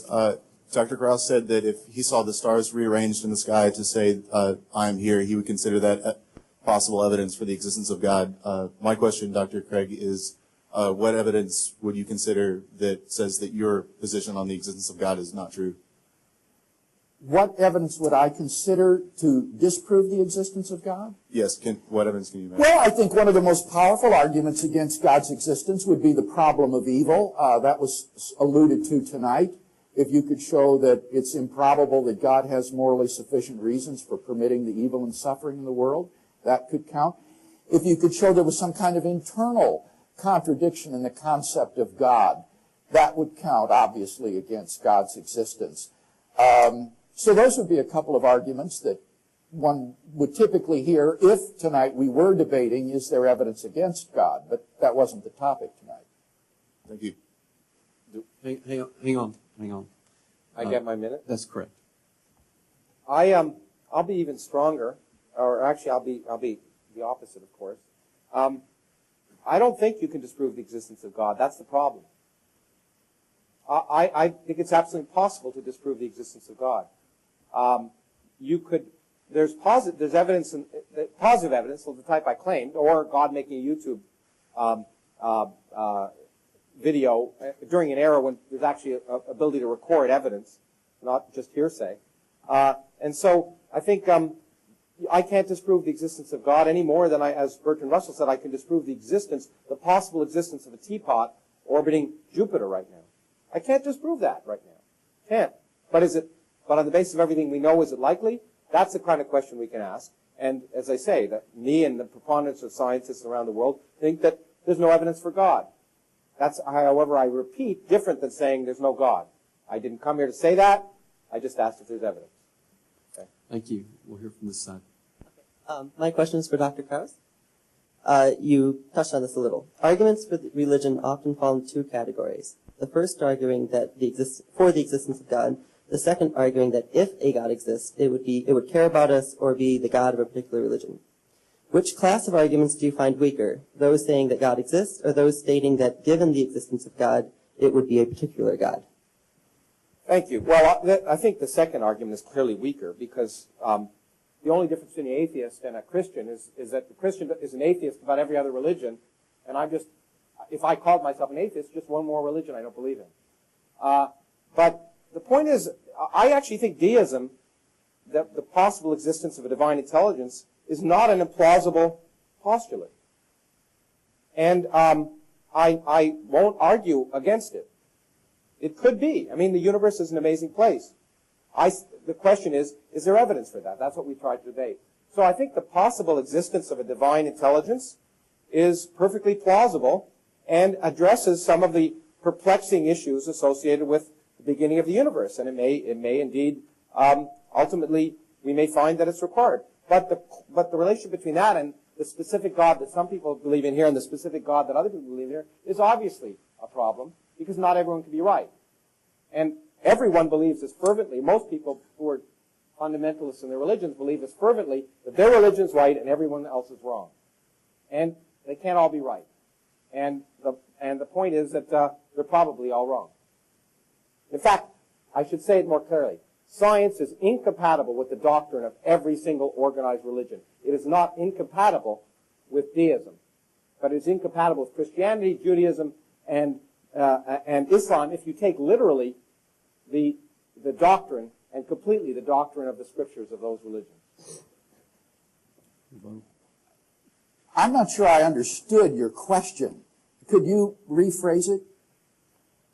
So the question is about whether or not you think the evidence for a general God existing is better than the argument saying, given a God existing, it's the God of one religion. Okay. Well, I don't think the way people argue for particular religions is the way you described it.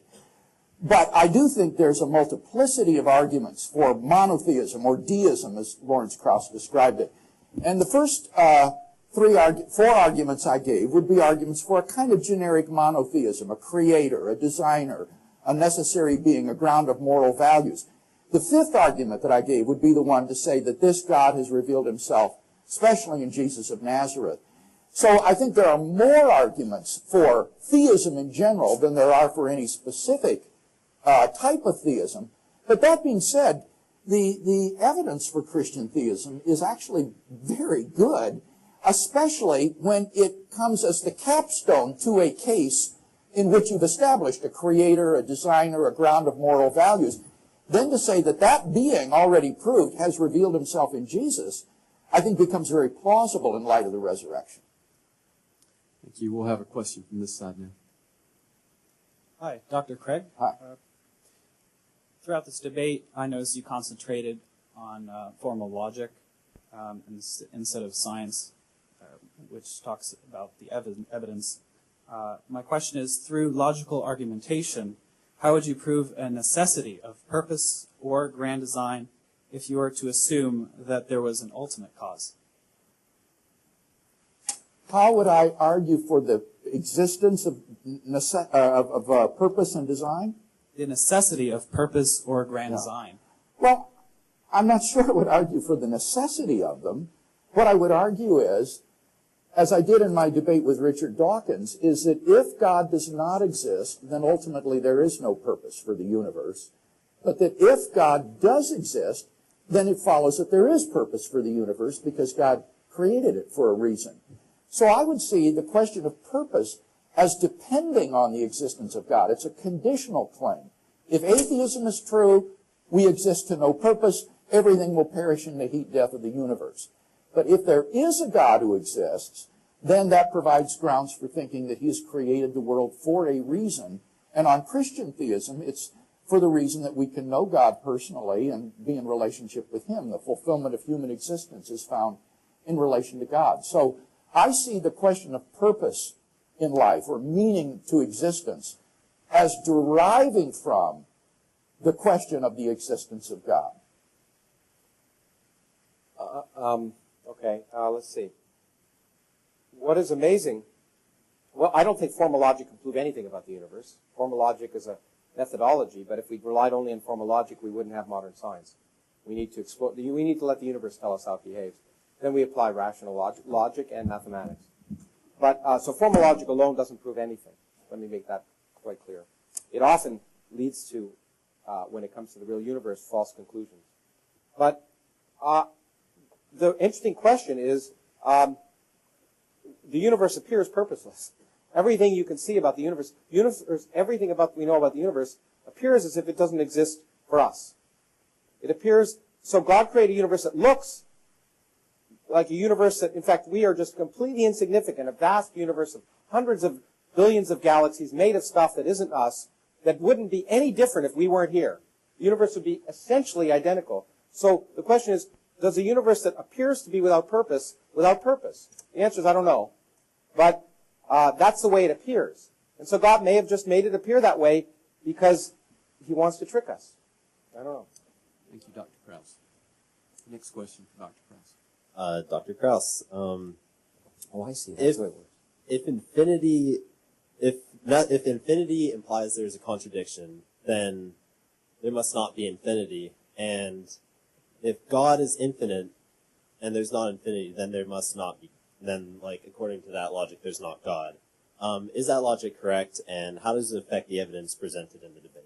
Well, it's an interesting question from a variety of words. First of all, I repeat, infinity is not inconsistent. It's a well-defined mathematical quantity, and we use infinities in physics all the time to calculate things.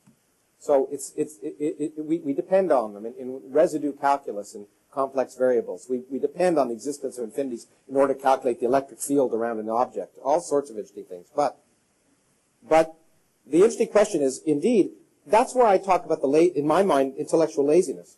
There are big questions having to do with infinity, questions that give you headaches. That's why we don't like to think about it. So when you don't like to think about it, you say, God. Because I've heard, actually, the interesting thing is I heard Dr. Craig, I was listening to him debate my friend Christopher Hitchens, and he said, well, but God isn't rushed. God has an infinite amount of time to do things. Well, if God has an infinite amount of time to do things, why doesn't the universe? And so every time you run up with these quantities which are hard to understand, you attribute them to this being you don't understand. And that, I think, is intellectual laziness. And the reason I think that Weinberg has said that, and I happen to agree with him in some sense, that religion is perhaps the greatest assault on human dignity that he knows of.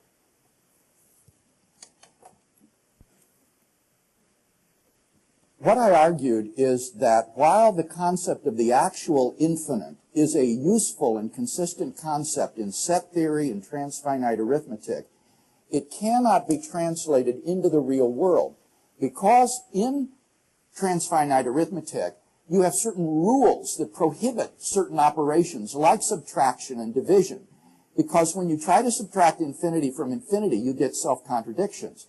But if you can have an infinite number of marbles, for example, nobody can stop you from giving away half of the marbles, in which you're going to get these sort of contradictions. So, of course, infinity is a well-defined concept given its rules. Now, does that mean that God can't be infinite? The infinity of God is not a mathematical concept. That is a qualitative concept, not a quantitative concept. It means God is omnipotent, omniscient, eternal, necessary, all good. Has nothing to do with mathematical infinity. Similarly, when we say God has infinite amount of time to do things, what I meant, Dr. Krauss, is he has potentially infinite time in the future. But we're talking here about whether the past can be actually infinite. That's very different. Thank you. Next question for Dr. Craig. Hey, Dr. Craig. Yes. Scientific theories make testable predictions. For example, Newtonian gravity predicted the existence and location of Neptune. You're going to have to talk slower and more clearly, please. Okay. Well, here's a question. What testable predictions does the God hypothesis make? What testable predictions does the God hypothesis have? Well, if Christianity is true, we should find that the evidence supports that Jesus rose from the dead. That if you could show that Jesus didn't rise from the dead, that would falsify Christianity. If theism is true, it would predict that the universe would exhibit characteristics that are designed for the existence of intelligent life like us. If you could show that's false, that would falsify that. If biblical theism is true, the universe should have a beginning. If you could falsify that, that would be problematic for biblical theism. So I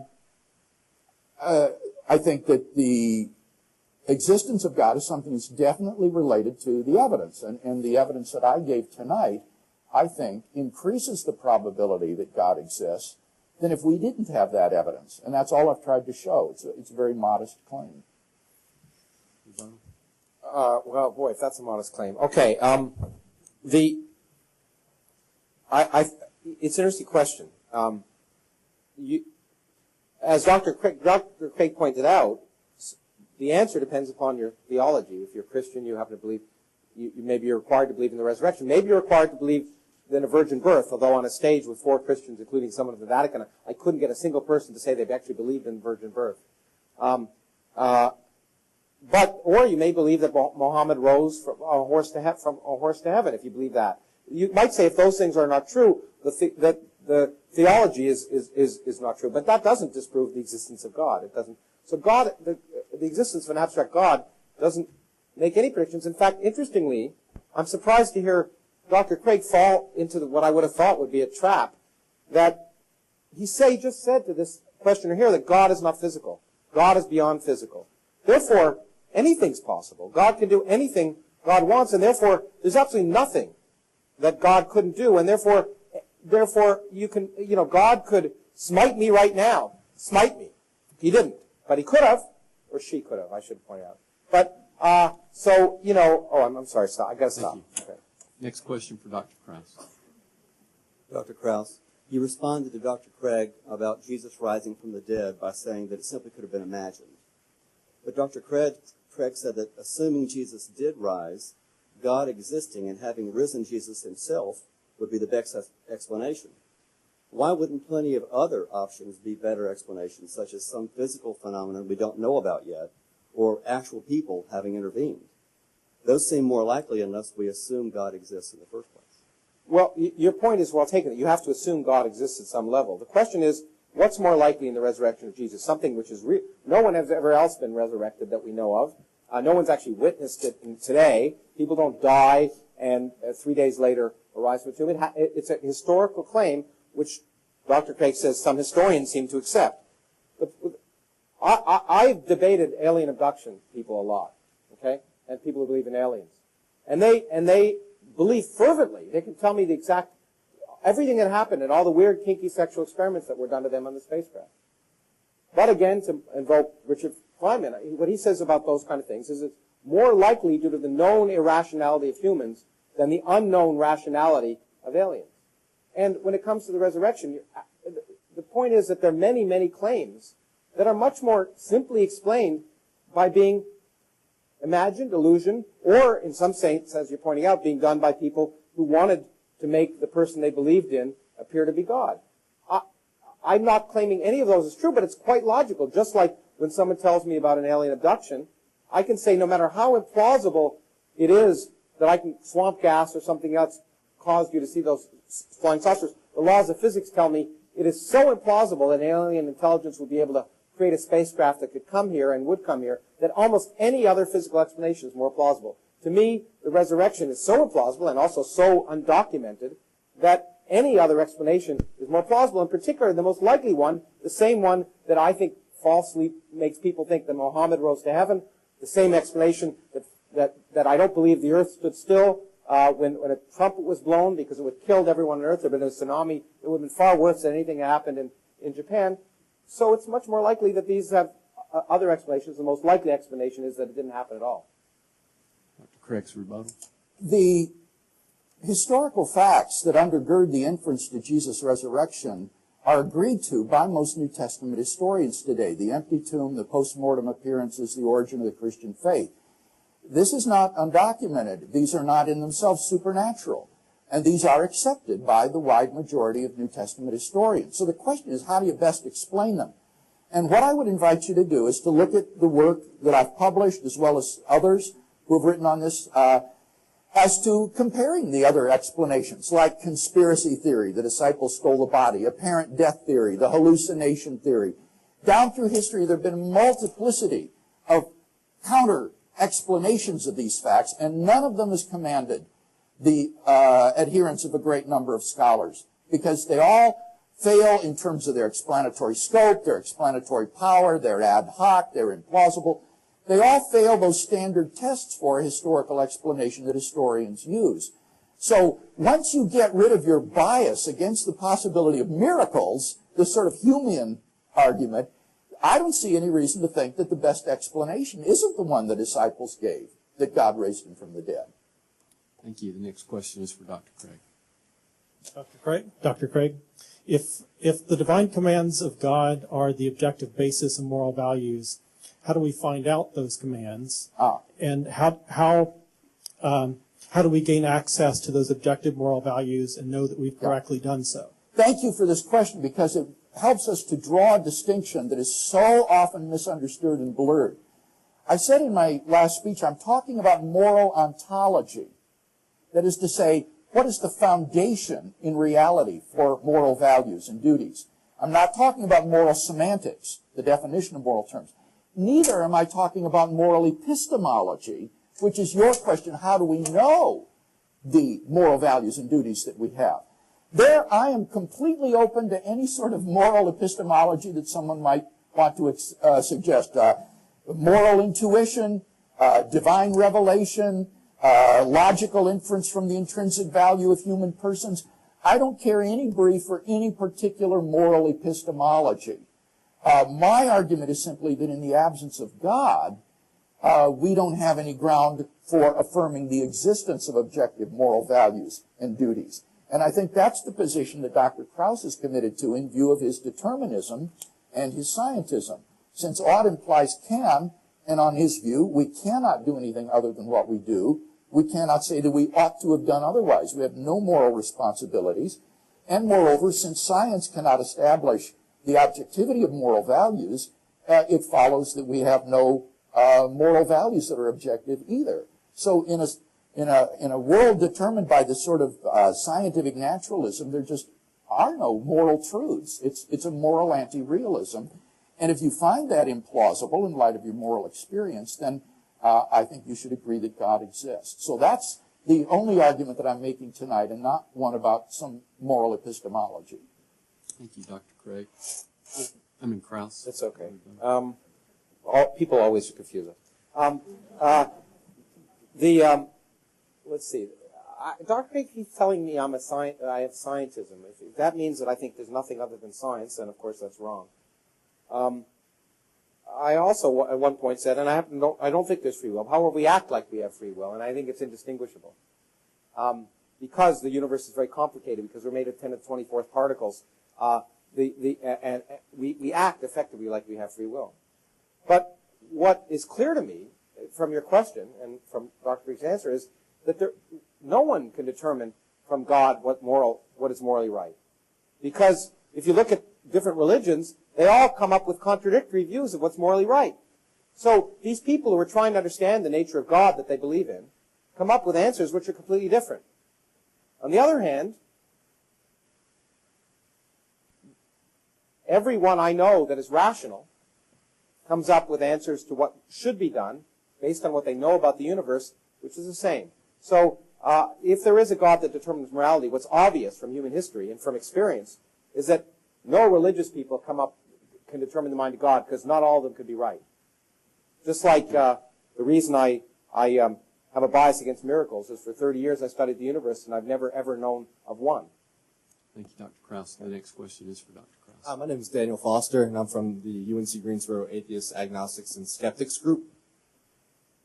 Number one, anything that exists has an explanation. Number two, God exists. Number three, if God exists, a cosmic fluffy crushiness is the explanation. Number four, a super cosmic fluffy crushiness exists.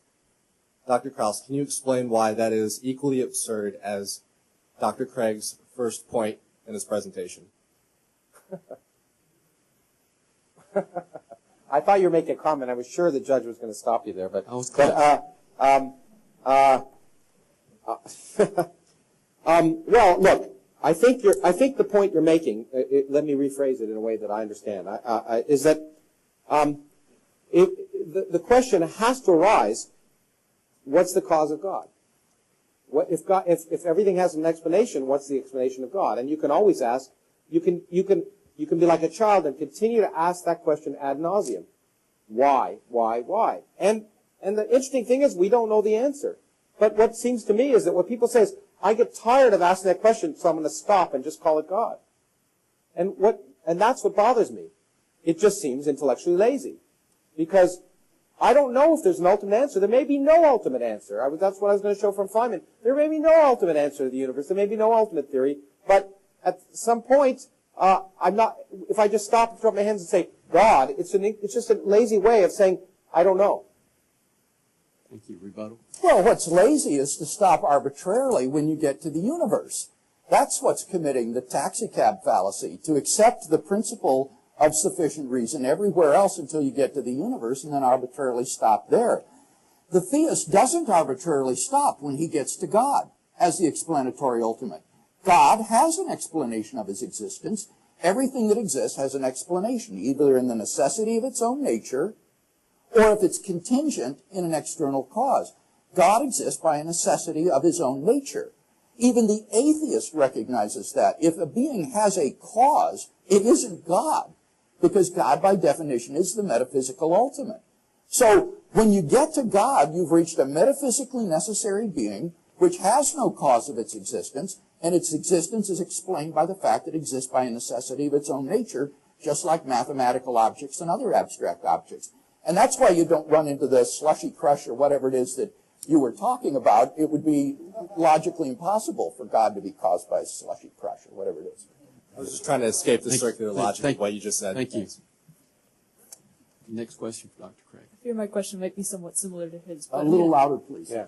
I fear my question might be somewhat similar to his, but I'm going to go ahead and ask it anyway.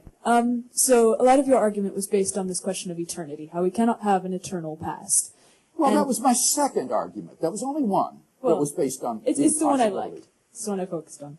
And that everything must have an external cause. And you said that this external cause was God. Now, wait, you're confusing two arguments. Pardon me for interrupting you. The first argument says everything that exists has an explanation, but that might be in the necessity of its own nature or in a cause of its contingent. The second argument says everything that begins to exist has a cause. But I've already said that some things don't have causes, namely things that exist by a necessity of their own nature. So why does God exist? They don't begin to exist. So don't run these arguments together or you're going to come up with self-contradictions. Yeah. So why does God exist by necessity of his own nature? Why is God not one of these why is God not one of these contingent beings? Why is God existent? Yeah, you're right. That is the same question the fellow asked, because the concept of God is that of a metaphysically necessary ultimate being. If you have a being that itself is caused by something else, you haven't reached God yet. You may have had small g gods, you know, some humanoid sort of thing, but you haven't reached the concept of what God is, which is the creator of all reality, the metaphysical ultimate, a necessary being. So you're still dealing there with contingent beings. You've got to keep going higher. Let's have the rebuttal. Thank you. It's a good question.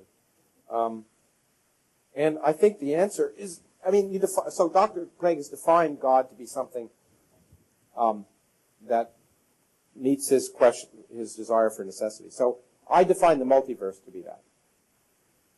Fine, the multiverse always existed. It is, without the multiverse, our universe couldn't have existed. Fine. Let him call it God, I call it the multiverse. My difference is that mine is motivated by physics, and his is motivated by myths that are thousands of years old. It's a difference. Question for Dr. Krauss.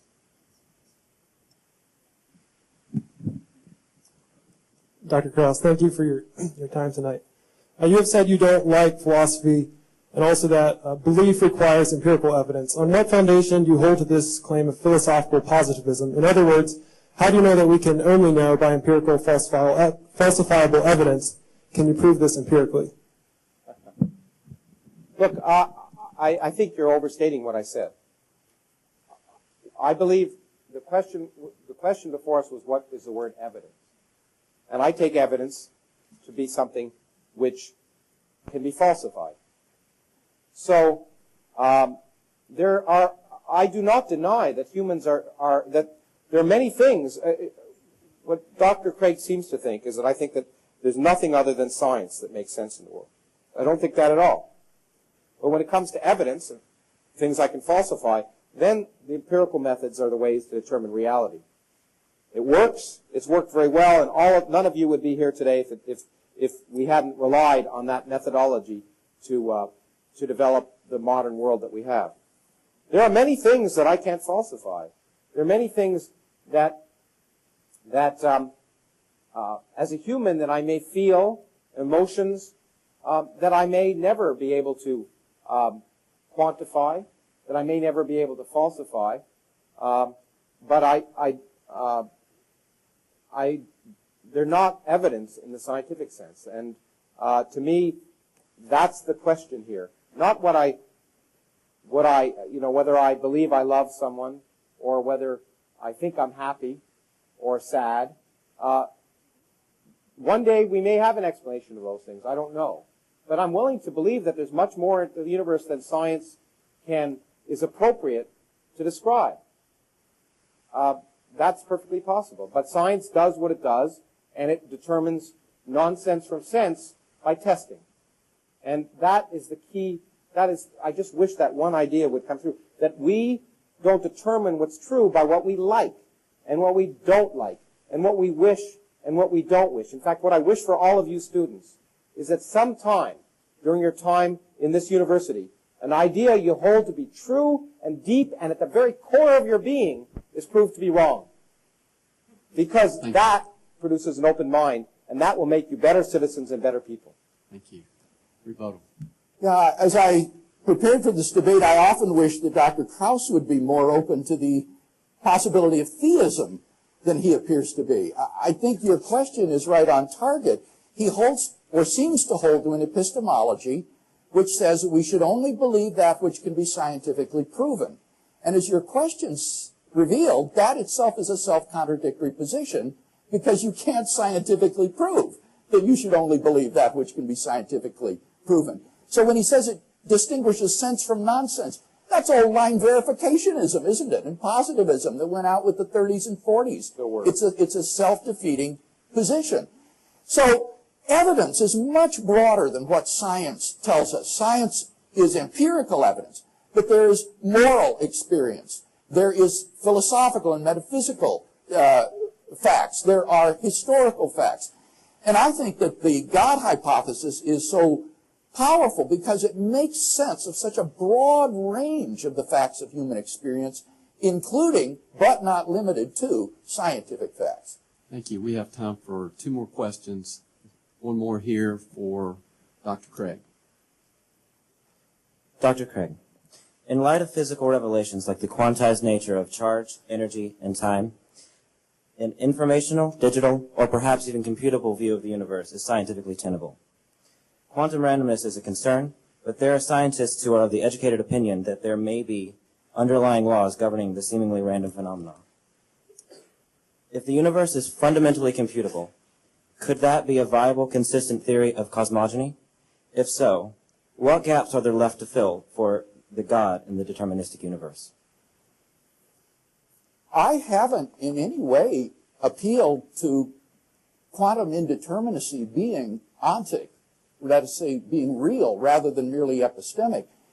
Nobody knows what the correct physical interpretation of quantum mechanics are. We know that the equations work and are highly accurate in their predictions, but there are at least 10 different interpretations of the equations, and nobody knows which one is correct.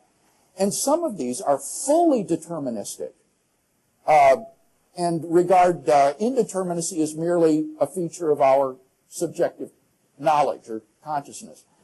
And I'm frankly very sympathetic to those deterministic features. But the reason I'm not a determinist is because I believe in the reality of the soul. I think that we're not just electrochemical machines. I'm a substance dualist. I think that human beings are body-soul composites, and that the soul works with the brain to think. As Sir John Eccles, the great Nobel Prize-winning neurologist, once put it, the mind uses the brain as an instrument to think. And so, given that you have this sort of view of human persons, I think that we don't live in a deterministic universe, that there is such a thing as free will, and therefore there are such things as moral duties and values. And of course, God, being a non-physical entity, who isn't described by the equations of quantum mechanics, is also a libertarian agent and has freedom to act in the world or on the world as he sees fit. So because I'm not a physicalist, I guess, that's why I see room for human freedom. Well, okay. I'm surprised Dr. Craig began quantum mechanics in that regard, but let me clarify something. All theories of quantum mechanics are deterministic. Quantum mechanics is based on partial differential equations which are deterministic. There's no indeterminism in the fundamental equations of quantum mechanics. There's indeterminism in measurement, but the underlying theory, when you start with a data set, predicts unambiguously how the world will evolve into the future. Measurements of it are indeterministic, but the theory is completely, as any partial differential equation is deterministic, just so he knows. The soul is I actually proposed an experiment for the soul, which I'd love to do in my physics of Star Trek. If we could make a transporter, and I could disassemble you and put you together, I'd like to know if you had a soul at the other end. It'd be a great experiment, but we can't make one. But one of the things but your question is a really interesting one, and I've done work on this. Turns out that we think, given the fact that there's an energy of empty space, which makes this the worst of all possible universes to live in for the long-term future of life, there are actually a finite number of calculations you can perform, 10 to the 120. And given Moore's law, we'll have performed them in about 300 years. So enjoy it while you can. Thank you. Final question is for Dr. Krauss. My question is, our universe came out of nothing. And if our universe came out of nothing, well, that must mean that other universes must have came out of nothing. So that means that our universe must exert a force on that universe, and that universe must have exerted a force on us. But as far as I'm aware, there isn't any forces that are exerted on us from outside universes. Now, is this because there's two universes that exert the same force? And if that's what it is, would this give evidence for or against a God? Well, it's a good question. It's a physics question. I like physics questions. The answer is you got it wrong. Okay. You're absolutely right. If our universe came from nothing, which is plausible, in fact, probably required, other universes could have come from nothing, especially if there's a multiverse, or even in fact in a free space, it's possible. But in fact, those universes will not exert any force on each other because they're causally disconnected. As far as we know, in fact, Einstein tells us that the forces we measure are restricted to propagate at the speed of light. Other universes that exist in spatial regions which are separated by us, which are in fact separating from us faster than the speed of light, which is allowed in general relativity, can never communicate to us, can never exert a force on us, so there's nothing there. Also, there's some ideas, which I have mixed feelings about the existence of possible extra dimensions. In such extra dimensions, those universes also may not exert any force on us, because the forces we measure may be restricted to our four-dimensional plane. So unfortunately, there's really no direct way to measure the existence of such universes by forces. It's not impossible. It's possible that they could come into causal contact, and people have explored those questions. The only way we'll know, but we might know about it might be more than metaphysics. It might become physics by the following way. If we had a theory, which we don't have, that explained why there are four forces in nature, why the proton is 2,000 times heavier than the electron, why gravity is 40 orders of magnitude weaker than electromagnetism. If we had a theory that explained all of that, but one of the implications of it was that there was an inflationary phase in the early universe during which there'll become internal inflation, then we would test 20 predictions of the theory and they'd all be right. And we'd be willing to postulate that the one we can't measure, since the theory, if it walks like a duck, it quacks like a duck, it's probably a duck. Rebuttal? Well, I would just want to summarize by saying that physical science deals with physical reality.